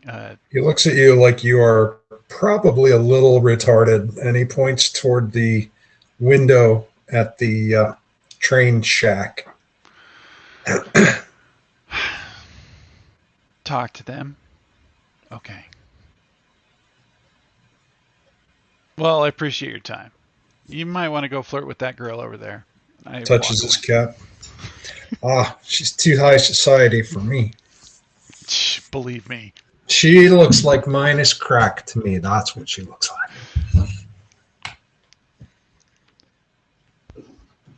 I'm going to walk away with that. Just sit there and flip it over in my head to figure out exactly what he's trying to say. I just don't get it. Walk up to the window at the door at the ticket station. There's an attendant. He's puttering around inside a tiny little office. He's got spectacles. He's got the little pillbox ticket taker hat. He makes his way over to the window. I need to send a message. You. I need to send a message to Drachenfels Manor. Drakenfels. You need to send a message. How would you like to send that message? Do you have a phone or any sort of contraption that will allow me to communicate with them? Make a diplomacy check. Ooh, that's worth it. That's a 19. 19 plus 13, so doing pretty well there. 32. So he motions you around to where the door is, clearly not taking offense at the suggestion that these backward people don't even have a phone or have some contraption. That would have been an unhappy result of that failed roll. He welcomes you inside and asks, where is it that you want to call? I don't have a phone number, but I'm looking for a line to Drachenfels Manor. A phone number? If you don't mind me saying, where are you from, sir? I'm from Burgundia. Oh, We received a Burgundia. special invitation to attend. Out here in the sticks, we just ask Fia, and she puts us through. He picks up the phone. Fia, how are you? Yeah. And your mother? That cleared up, did it? That goes on for about 5 minutes, and I then he wait says patiently. that he's got some out of town folk here that would like to ring Drakenfels. Yeah, I know. No, he looks at you. He doesn't seem a bad sort. No, he's not. Well, he doesn't sound like it anyway. All right, be a dear. All right, love. Yes, I'll see you at church. He waits. Drakenfels. So good to talk to you. I've got a gentleman here would like to speak to someone there. He holds the receiver out to you. I cover the handset and say, Blanka. I'm going through my clutch, doing a quick accounting, trying to make sure I've got all the shells that I brought with this stupid blunt instrument called a bulldog. A little bit not paying attention. You call out. Yeah, I call out, and if you don't respond the first time, I say it again. Hello. Snap from my self-imposed meditation and head his way. I chime in onto the phone. I am speaking with Mr. Drakenfels. Joyce speaking. Drakenfels Estate. May I help you? Yes, we are here on vacation to visit. I wait for a moment. One moment, I will put you on with my. Are you quite all right, sir? I'm waiting. I'm snapping my fingers, waiting for Blanka to come over because I don't want to talk to this guy. I don't pick up the receiver and I talk through Bani. Okay. Hello, are you there? Sorry, yes, sir. Tell him we need a car. We're at the Bahnhof and we expect to be received as soon as possible. We are at the Bahnhof, and we expect to Miss be received. Constance Ismay has issued us a invitation to the manor, and we expect that their arrival would be post haste. Constance Ismay has invited my charge to the manor, and I am asking for a ride. A driver to come to this place and pick us up Is from this the the Bahnhof. best party, sir? Yes, it is. It is. Oh. Thank you. Excellent. Our driver has been there for 3 days, waiting for your arrival. You can find him over at the Loafing Lamb, and he'll be able to bring you to us directly. I cover the handset and say, "Oh shit, he's at the place that Bjorn's at." You're looking for a Mr. Killanen. Killanen. Thank you. We will look for him immediately. Yes, we'll be expecting you, sir. Much appreciated. Thank you. Hand it back to the ticket attendant. What did he say? The guy smiles at you. And is his lordship ready to receive you? Apparently. You can't tell if he's genuine, being passive aggressive. You don't know what this is about. Oh, I am pretty sure it's passive aggressive. Apparently he's been ready to receive me for 3 days. Got to go find that my would driver. be Kalanian, the driver. Okay. Yes, he's there to pick us up. He's been staying in a room that they keep over the bar. Well, it sounds like he is. You should have asked for it. I would have told you right where he is.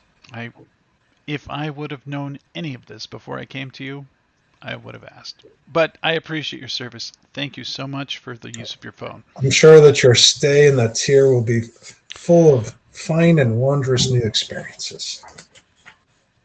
I just nod. Have a good day. Turn towards Blanka. Let's go. Follow him. Absently. You cross the street to the Loafing Lamb.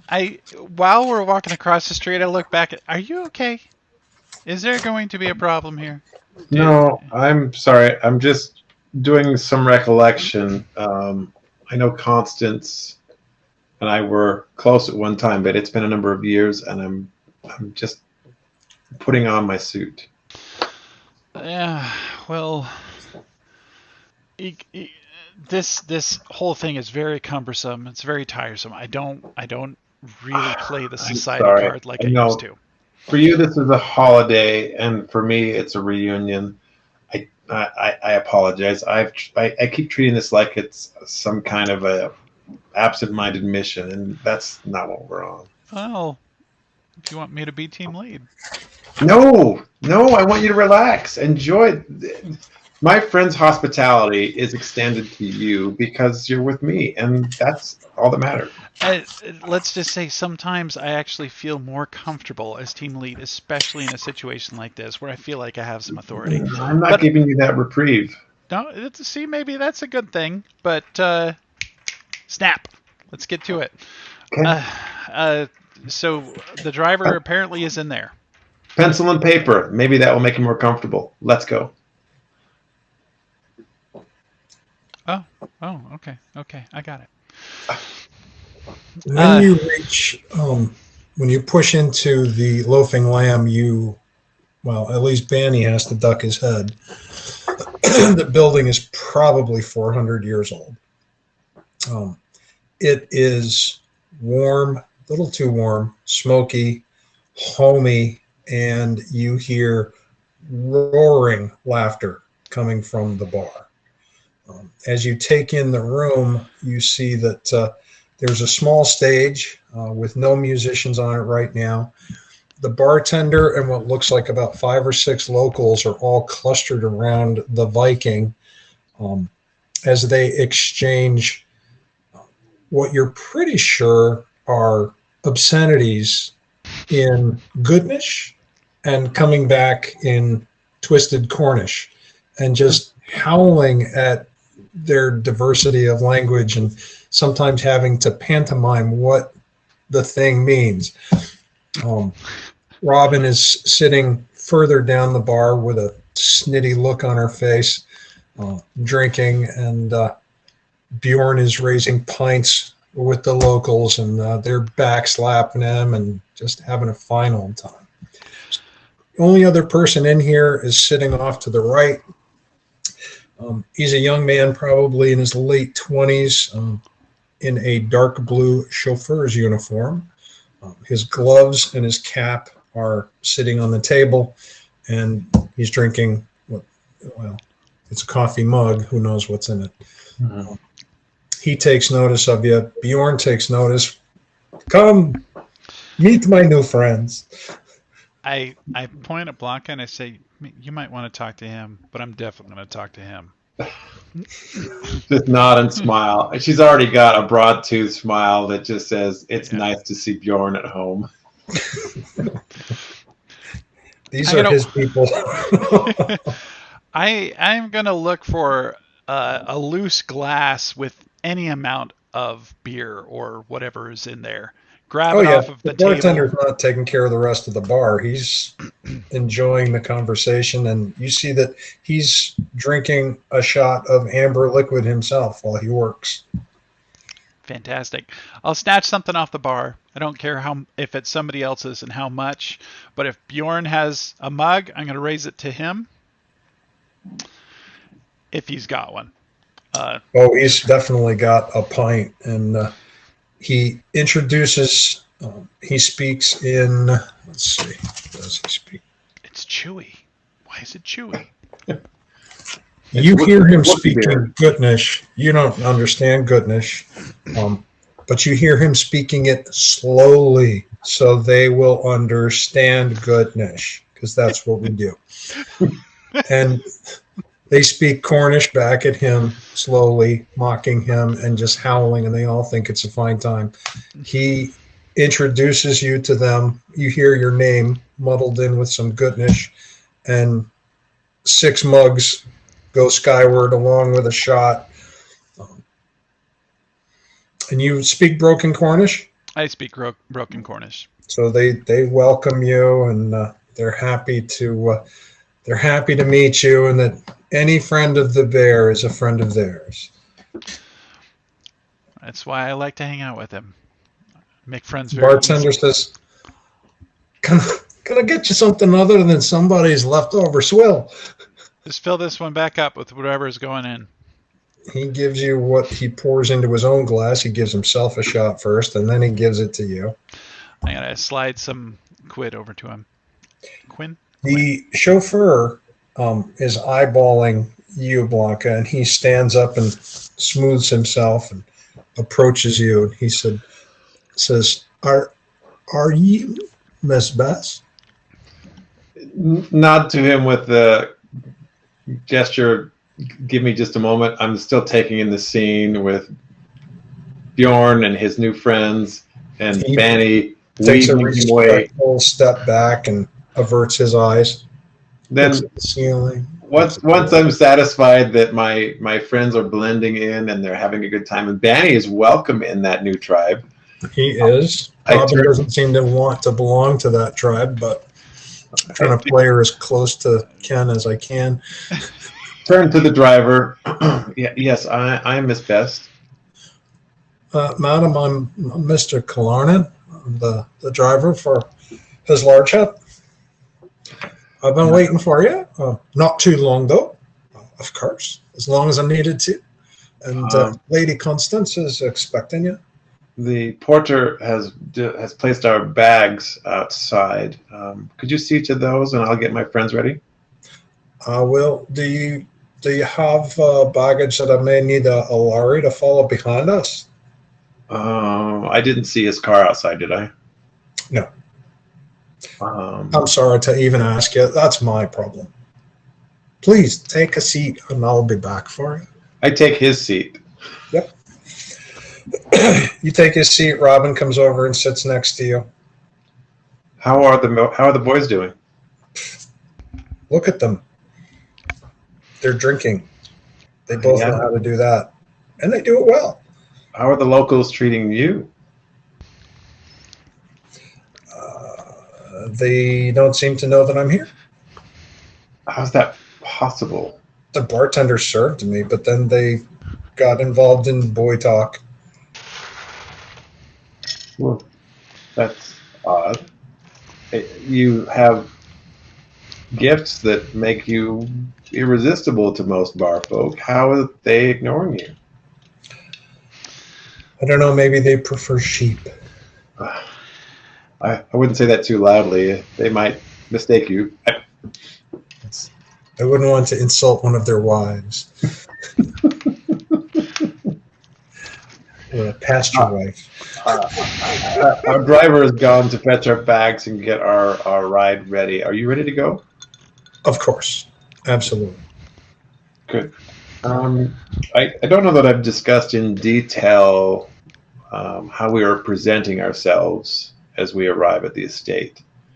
I don't want to overstate the level of their wealth and their courtly manners, but I think it's important that you and Bjorn adopt a posture that is more pedestrian. Pedestrian. I don't necessarily mean you need to hold company with the staff, but perhaps acting as a professional associate versus a companion would be appropriate. I think that even though she's your friend and companion, you're going to need a successful diplomacy to untalk yourself from Insulting the hell out of her. That's fair. I dug a pretty deep hole with that statement. It was awkward even for me. Fell off the table. 7 diplomacy. 21. She, maybe she buys it. Maybe she's just letting it pass, but she just gives you a nod and takes a sip of her drink. Hey, I could raise rent. Bjorn and Bani sadly part company with their new friends who wish them well. And even though you're off to see the devil himself, we wish you well. And be there and back before he knows you're there. I am curious now. As you step outside, you see that there is a smoke gray 1927 Cadillac LaSalle limousine. All of your bags have been successfully loaded into the back without need for a truck to follow. The back door is standing open, and Mr. Killarnan is in his full gear with his white gloves, his cap, standing at the back door waiting for you. If I can just move back just a little bit and say, as we leave, and when they say the devil himself, like, hey, tell me what's the dirt on the manor? What are we walking into? I want to know. What have you heard? You're asking the locals. The locals. Actually, probably, yeah, in broken Cornish. I can do it through broken Cornish. Go ahead and make a diplomacy check against a 18. I don't think I can. Is diplomacy with a broken language? I can't use diplomacy or deception, right? Yeah. And yet again, John runs an adventure where language plays a part. Crazy. Okay. Yeah. Curse you, Red Bear. Oh. Yeah. I can just walk out on that one. Bjorn gives his new friends big Viking hugs and joins you outside, and you all pile into the Cadillac. Can I do a perception to listen in on Bani's inquiry and gauge the reception? Do you speak Cornish? Yes. Go ahead. 13 plus perception, 24. What you caught that he clearly didn't was a lot of sly winks, knowing looks, a couple of head nods, but nothing else forthcoming. So nothing really diabolical, just besmirching a foreigner who's moved onto their land. That's an assumption. I'll climb into the car and make sure Bani's next to me so that I can kind of confirm to him either verbally or non-verbally what he missed. Okay. There is room for all four of you in the back, and there is a sliding partition between your compartment and the driver. Let's just leave it go ahead. open. You leave it open, and Mr. Killarnan tells you that it is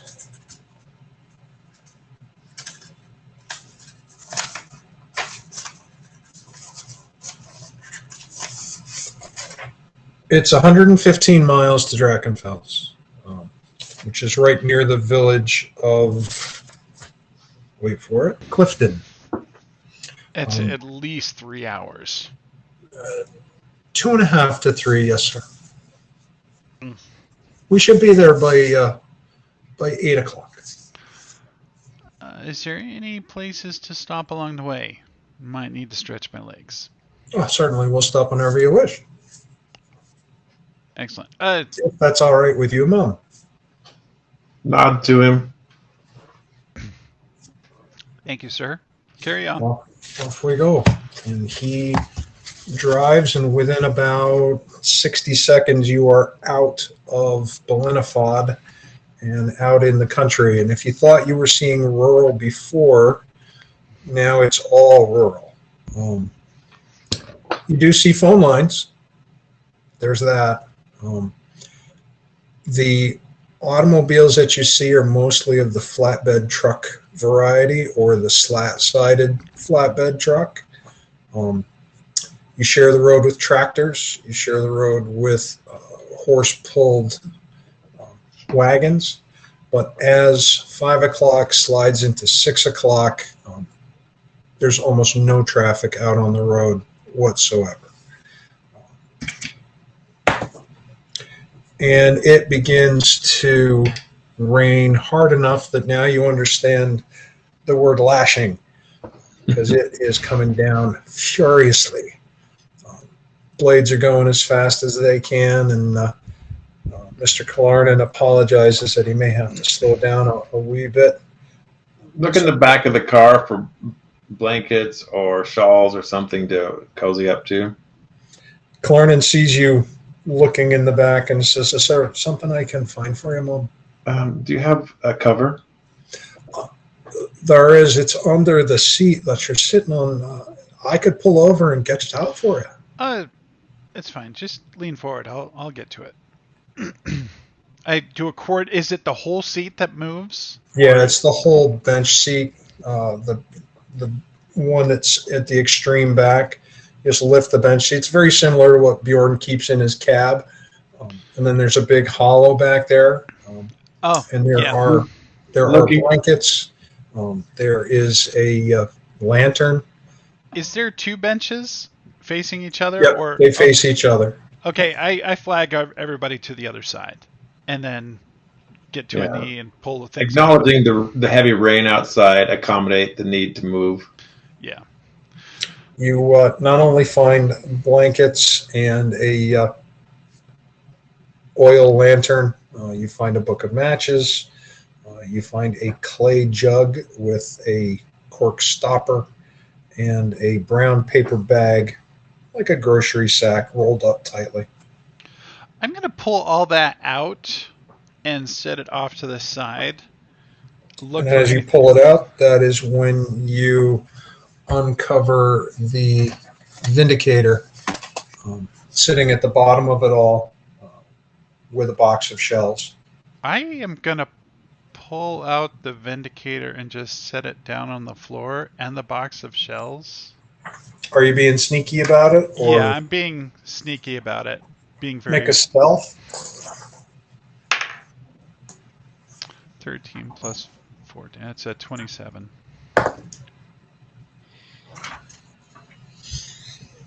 Uh, 26. Mr. Clarnan either doesn't notice or doesn't say anything. Okay. I'm gonna investigate it, but in a discreet way off to the side where he wouldn't see. Resume my seat at the back to kind of give the driver some comfort while Bani goes about his trying business. As soon as I get all that stuff taken care of, it's like, thank you. We'll shut the door. You're going to close the Yeah, slide? I'm gonna point to Blanka and say, I'll close the slider, grab the blanket, and go get cozy in the corner of the back seat. I am going to sit on the opposite side and just investigate this shotgun. For one, I want to see if there's anything special about the rounds. Point at Blanka and have her do her thing on it. See if there's anything going on. Look at the jar. Look at the what? I'm sorry. Look at the jar. Take a smell at the jar.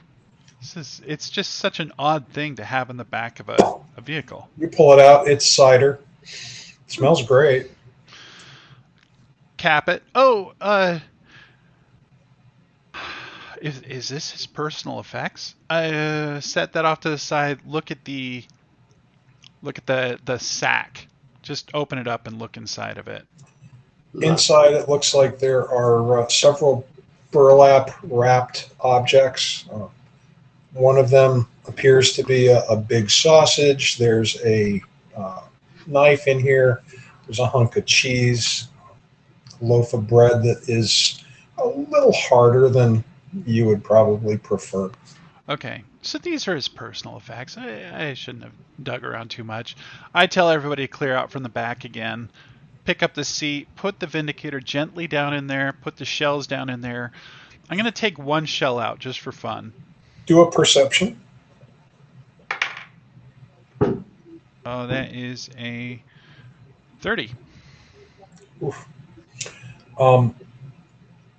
The shells are all slugs, not buckshot.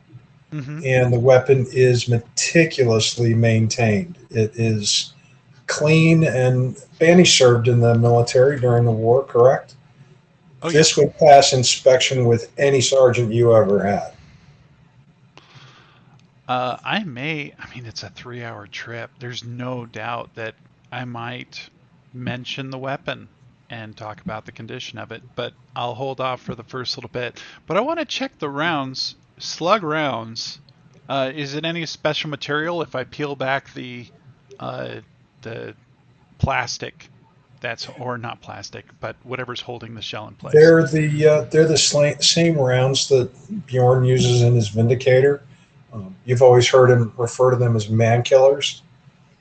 It's definitely not a hunting round. I toss it over to Bjorn to look at. He looks at. Are you tossing the shotgun or the round? The shotgun round, the slug. He looks at it. Yeah, it's a man killer. I put it all back in place, set the Vindicator back there, put the jar and the bag full of provisions back in the back, put the seat down, and then turn around and sit with my back towards where the driver is. Okay. and tell everybody they can fill back in. So the sun is almost down. It's only about 7. It feels darker, even though you guys are starting to get into summertime. But that's because there seems to be quite an overcast sky. And it's been a while since you guys have experienced this kind of dark, because there's just nothing out here. There's cottages, and the light that you see behind the windows is very clearly either candlelight or oil lamp. A little bit of electric, but there's no street lights. There's no businesses. The roads that turn off of this road are hard packed dirt. You go by signposts that most of them are made of stone, and they've been here for quite some time, off to unpronounceable locations. And after a while, it just gets completely dark and black outside your windows. Interesting. I'll be right back. Okay.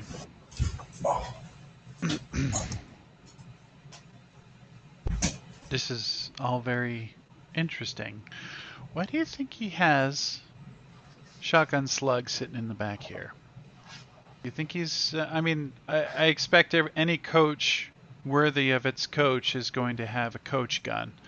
But it's back all the way here. It's not up in the front. It's not underneath the seat up there. Right. If he's planning for some kind of a defense or protective detail, he's got time to get ready. So he either knows in advance that he needs to break it out, or when he gets to the destination, he has time to suit up. I'm not sensing any malice here or any preparation for something we can't predict. It's good to know that he's capable, though. That's the other thing. Anybody who's wielding rounds like that in the first place has an expectation. Understanding that's probably enough. I wonder if the meal was prepared by the house staff, or if he's gone to a local pub to acquire it, or maybe he makes it at home himself. Is he wearing a ring? I didn't notice. But the other thing is, he's been here for 3 days. They had... I don't know if I totally explained all of this to you, but they put him here 3 days ago, and he has been waiting for our arrival that whole time. So the foods and everything else, all those rations are basically rations that would keep over a period of time. The bread was way too hard for it to be at all edible, in my opinion. He's brought it with him from the estate. He didn't refortify in the field. Yep. But he also has to protect the vehicle in this case. I mean, this thing is beautiful. So I wouldn't be surprised if he brought some protection, but at the same time... Well, this is imported from Loftland. This thing's quite... I mean, even for a service vehicle, it's nice. Yeah, well, when you have bottomless accounts of money for whatever reason, I mean, this is the kind of money that you would expect if what's her name? Bathory had invested or had put her money into certain accounts or whatever else, she would have incredible amounts of money fluidity. I mean, she probably did. She probably didn't pay that much mind to it. But that's the kind of money that I think we're looking at here, where it just doesn't matter. You couldn't spend it in a lifetime. You barely could spend it in multiple lifetimes. Anyway. We had plenty of those. Yeah, Bathory absolutely did. So, when I got up this morning, I opened up my book and I was looking at the long history of spell evolution that I have access to, and I'm a little confounded as to how to approach this scenario. I don't know if this is an otherworld creature glomming onto her, some curse from some swamp witch. I don't know.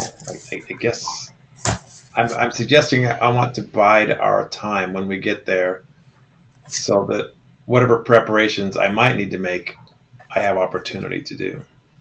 do you have so your mother was able to retrieve Robin and Bjorn from their madness, right? And yourself, actually. Yourself and Cornell also went through the same thing. Mm-hmm. So do you have that capability yourself? No, it's achievable. It's beyond me at the moment. Beyond you today or beyond you for some time? I need a lot more studies before that's a capability that I have. No, that's the only other thing. If we don't have the ability to handle that, we may be able to call in favors. And Curses are not my strength. I'm not sure I'm not even you're good able at to giving them, not removing them, right? social curses, not incantations. So, is there anything environmental about this place that we're going to? And I am well beyond my capabilities here, well beyond my understanding here. But what? Be yourself, Bani, and we'll figure it out. Yeah. Because I've heard of trolls. I don't want to run into a troll. Or the little fairies That gets Bjorn's attention, and he proceeds to tell you half a dozen bits of folklore about Scandinavian trolls. Most ferocious, dangerous creatures you've ever encountered. Count yourself lucky if you never see one, and if you do, hope that you've got a Viking with you. Because the only thing that can kill a troll is a full-blooded Viking.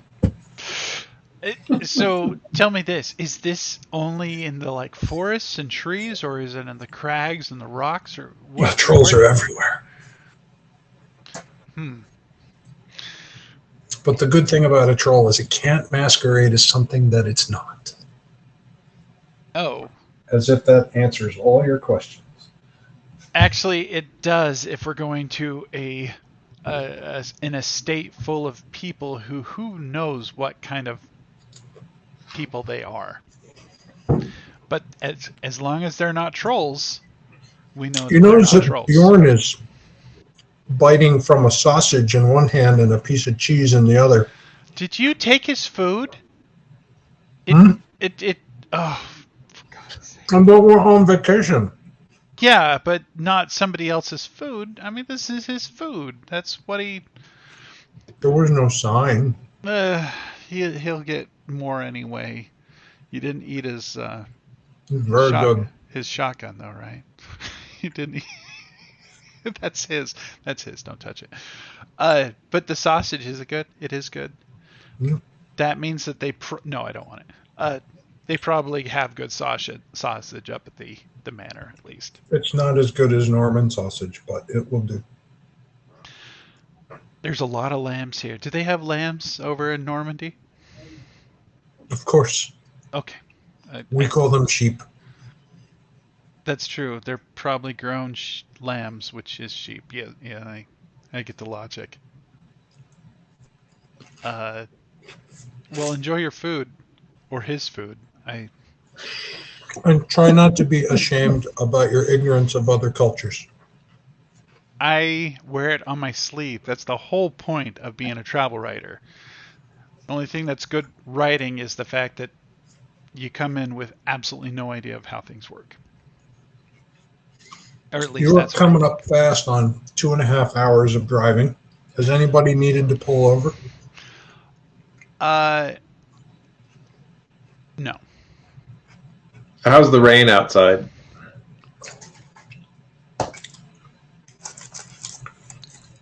Now it's just pissing down. Pissing. Just pissing. That's pissing. I'm gonna strike By the up way, a the conversation. Irish have about 11 different ways to discuss the rain. I could only write a few of them down. Oh, that's fantastic. But they have more words for drunk than they do rain. Different. And they all sound the same. Raining and pissing. Why? Being pissed. Yeah. I am at some point in the trip. I mean, because we're probably going to be opening and closing the door that whole time, just talking with him or bringing him into the conversation and so forth. Oh, you are going to bring him in. Yeah, as soon as I kind of button things up in the back, maybe open the windows for a little bit or something like that, I open up and ask him when how long the drive is going to be, and I'll just leave it open at that point. And so he can participate in whatever conversations, and when Bjorn starts rattling off trolls. But yeah, He doesn't comment on anything he's not directly asked about. got it. There is going to be a time where I lean over and I say, so that's a nice Vindicator back there. I just wanted to say that I appreciate the amount of effort that you're putting into it. You catch his eyes in the rear view mirror, and then they go back to the road. Thank you, sir. I'm a military man. I came from that background. Bjorn over here, same thing. Comes from a military background. Sir. You did, sir? I did.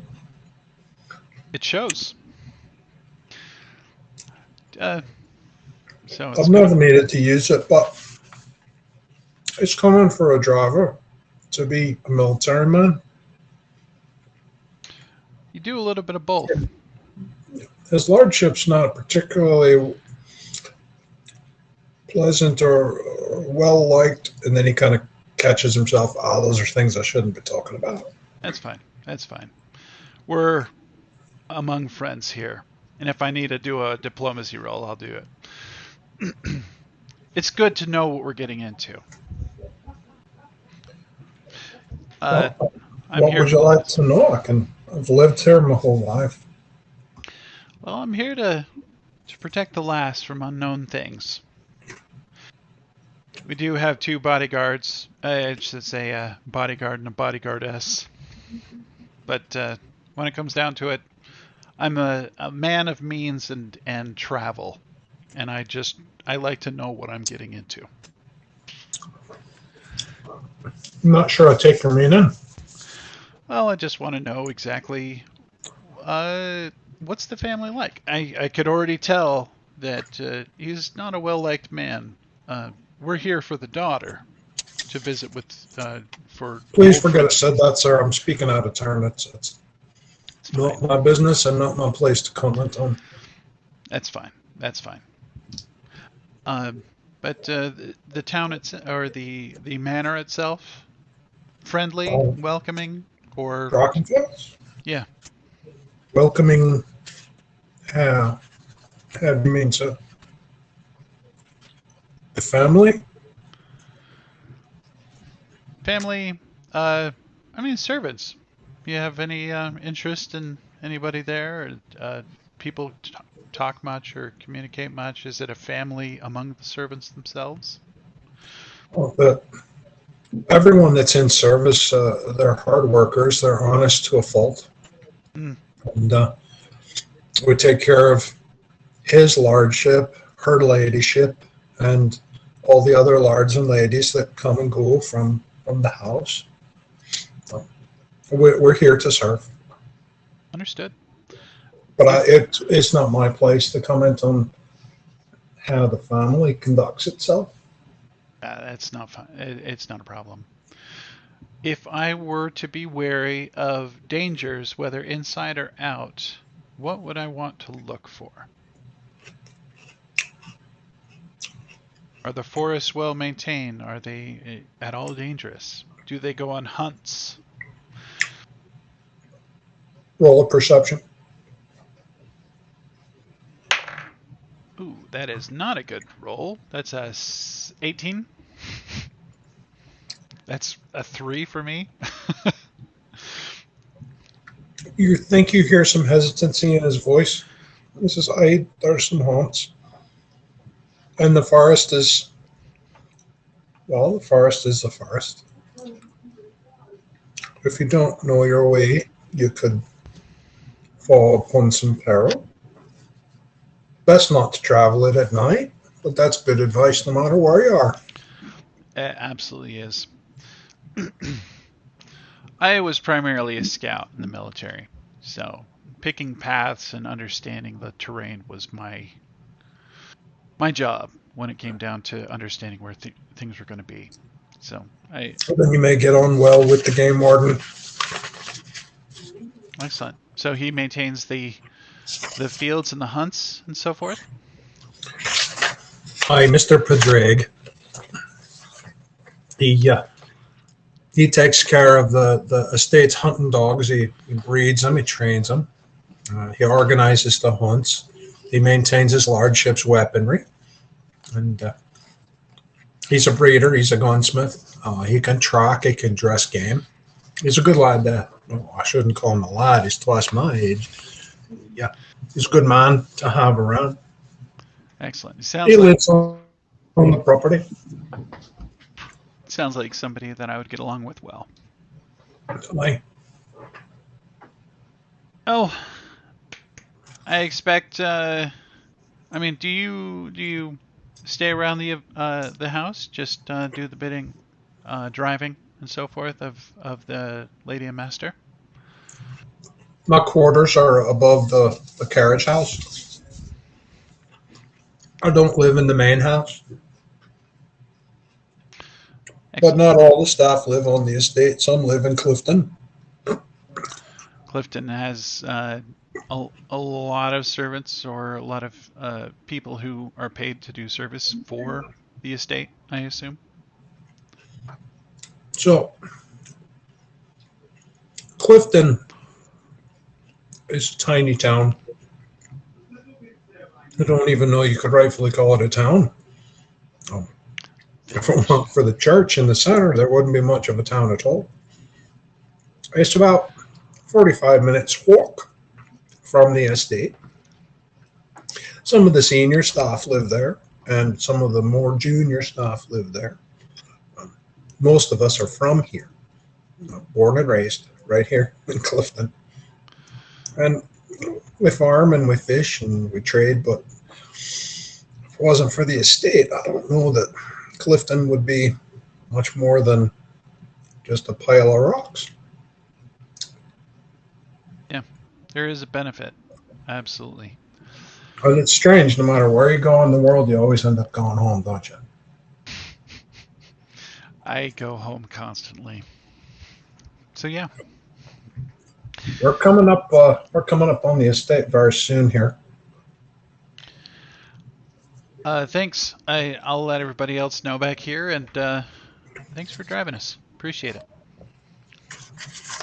The pleasure is all mine. Please don't repeat what is said about It is yours. this large. Any of those comments, just already gone. It's fine.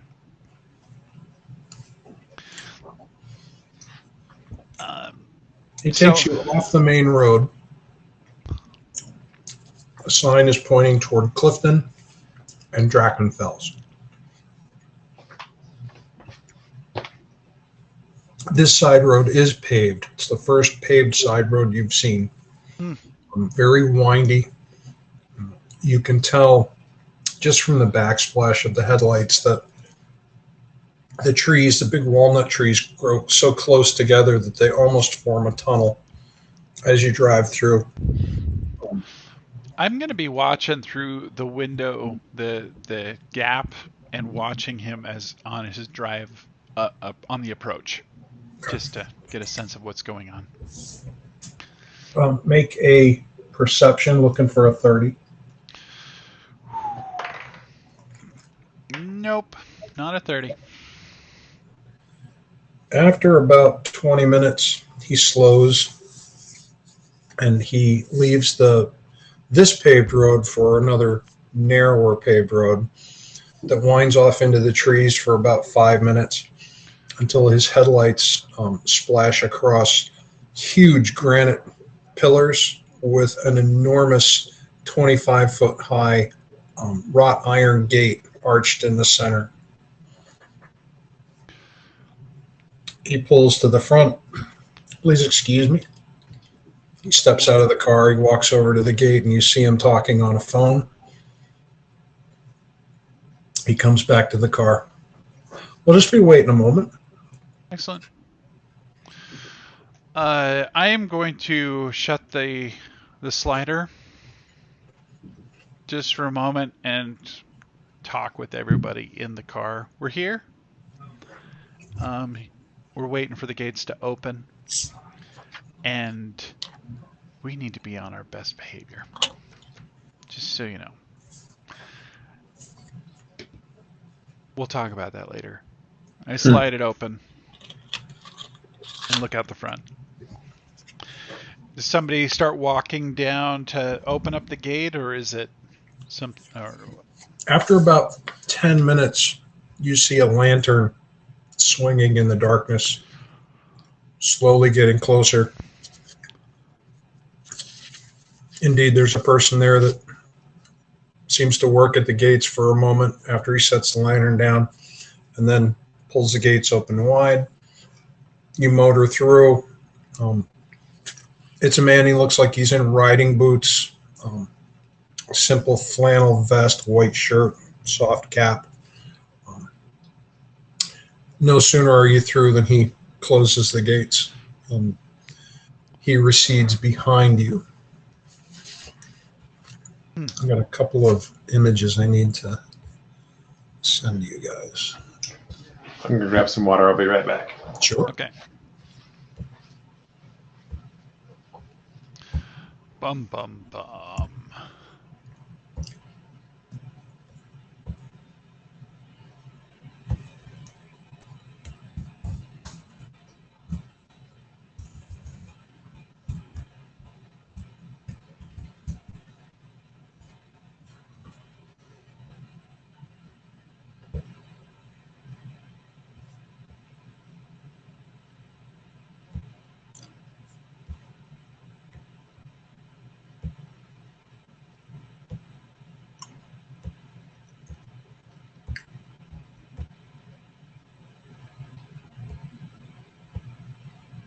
I found that very interesting that you went rooting around under the seat. You guys are so paranoid, it's not even funny. Last time I went rooting around the back seat of somebody, I found a box of grenades. Yes, you did. It's you know, especially when it was something more than just a few blankets, and it's like, oh, there's other stuff back here. Yeah. And the whole episode led to Bani getting funky with a vampire.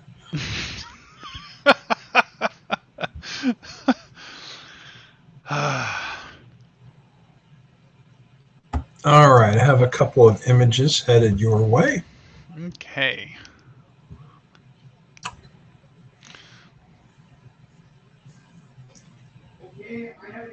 I gotta make some room so I can show it up on the stream. When they show. Perfect. Oh, I have both excite and paranoia. As it always is. Now, obviously, you haven't seen the map yet of the estate. Yeah. But you'd see it shortly after your arrival at the house, so I gave it to you now. And the front and back elevations should help you visualize the manor as you pull up to it. Oh boy. Mr. Clarnan drives through some rolling hills, comes to a point where another road splits off to the right, but instead he drives across a stone bridge that is narrow enough it can only accept one vehicle at a time. It looks like it's probably a couple hundred years old. On the other side of the bridge is another side road that he bypasses, travels along for a couple of minutes, and passes a large, what might have been a coach house at some time, but may very well be the coach house where he has a residence. There is a light bulb on over a single man door, and some lights on upstairs. So clearly electricity is here on the estate. As he continues down the road, he comes over a crest. The rain abates just long enough for the moon to illuminate Drachenfels Hill, the manor house that I sent you the profiles for. It's enormous.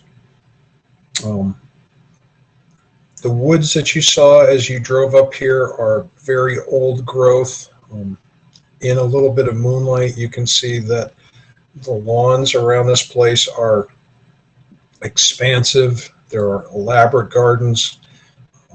You see fountains and statuary. The place looks immaculate. With your windows down, everything smells damp, lush, and green.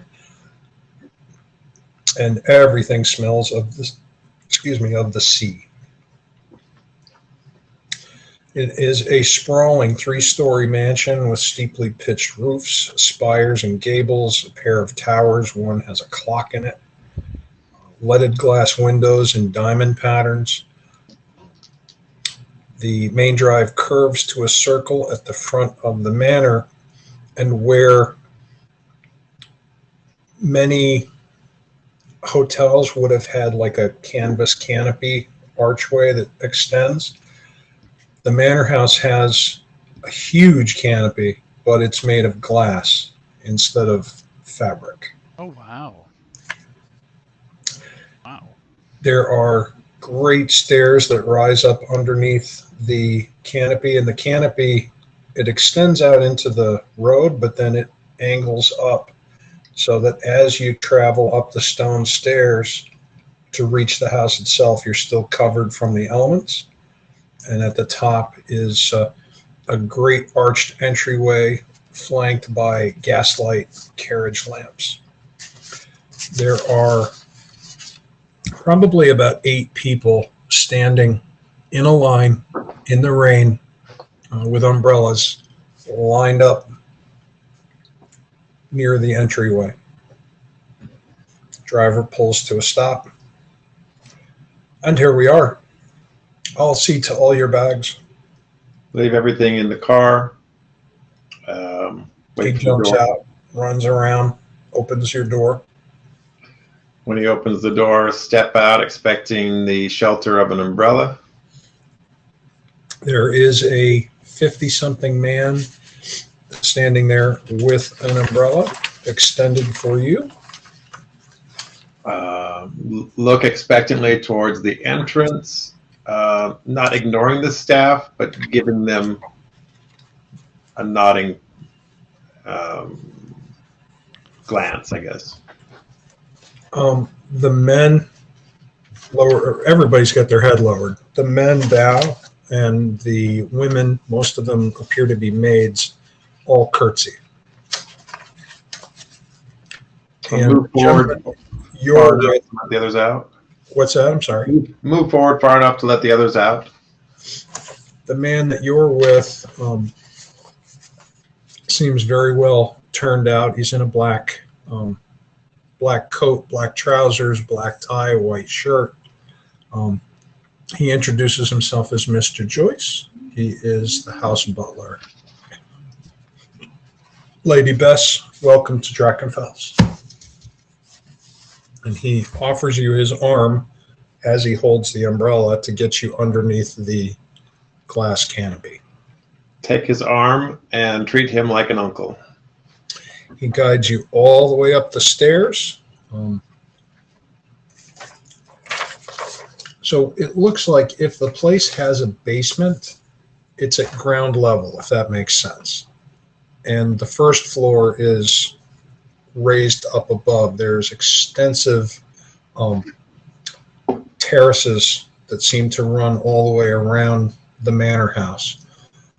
The glass canopy rises to the terrace, extends forward to touch the house where the gaslight is, so that you can leave a vehicle and make your way all the way up to the house without getting wet.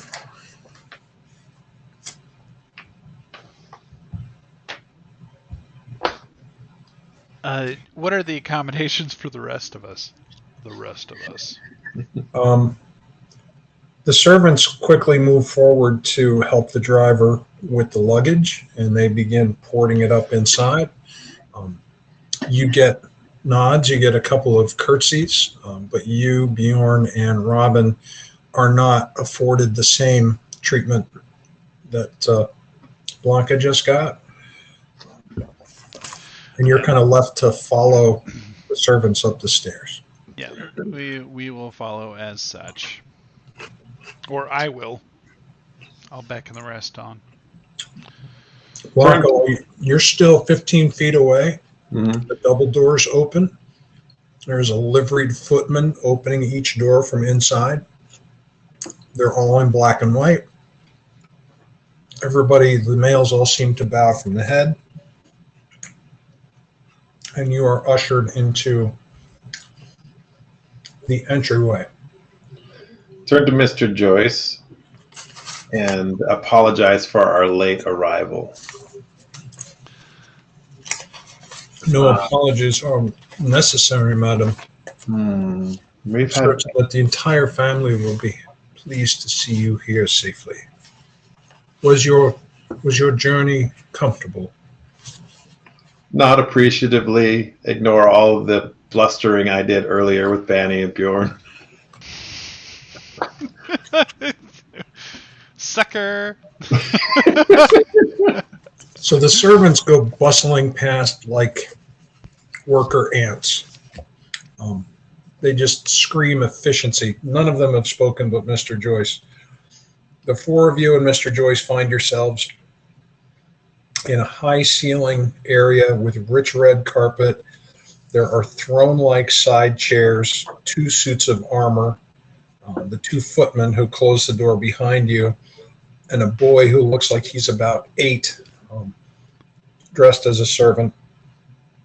He begins to ask for your coats. There's a grand staircase rising up to the first floor and a narrower one down the side that is not carpeted. Will we be received by the Lord and Lady of the Manor, or are we to retire for the evening? You hear a squeal that turns into your name. Blanka! And there is a young woman at the top of the red carpeted stairs, dressed in an evening gown, jumping up and down like a 14-year-old cheerleader, clapping her hands. You've come, and you recognize Constance Ismay. She comes trotting down the stairs as quickly as her heels and gown will allow her. She still seems fairly skilled at that.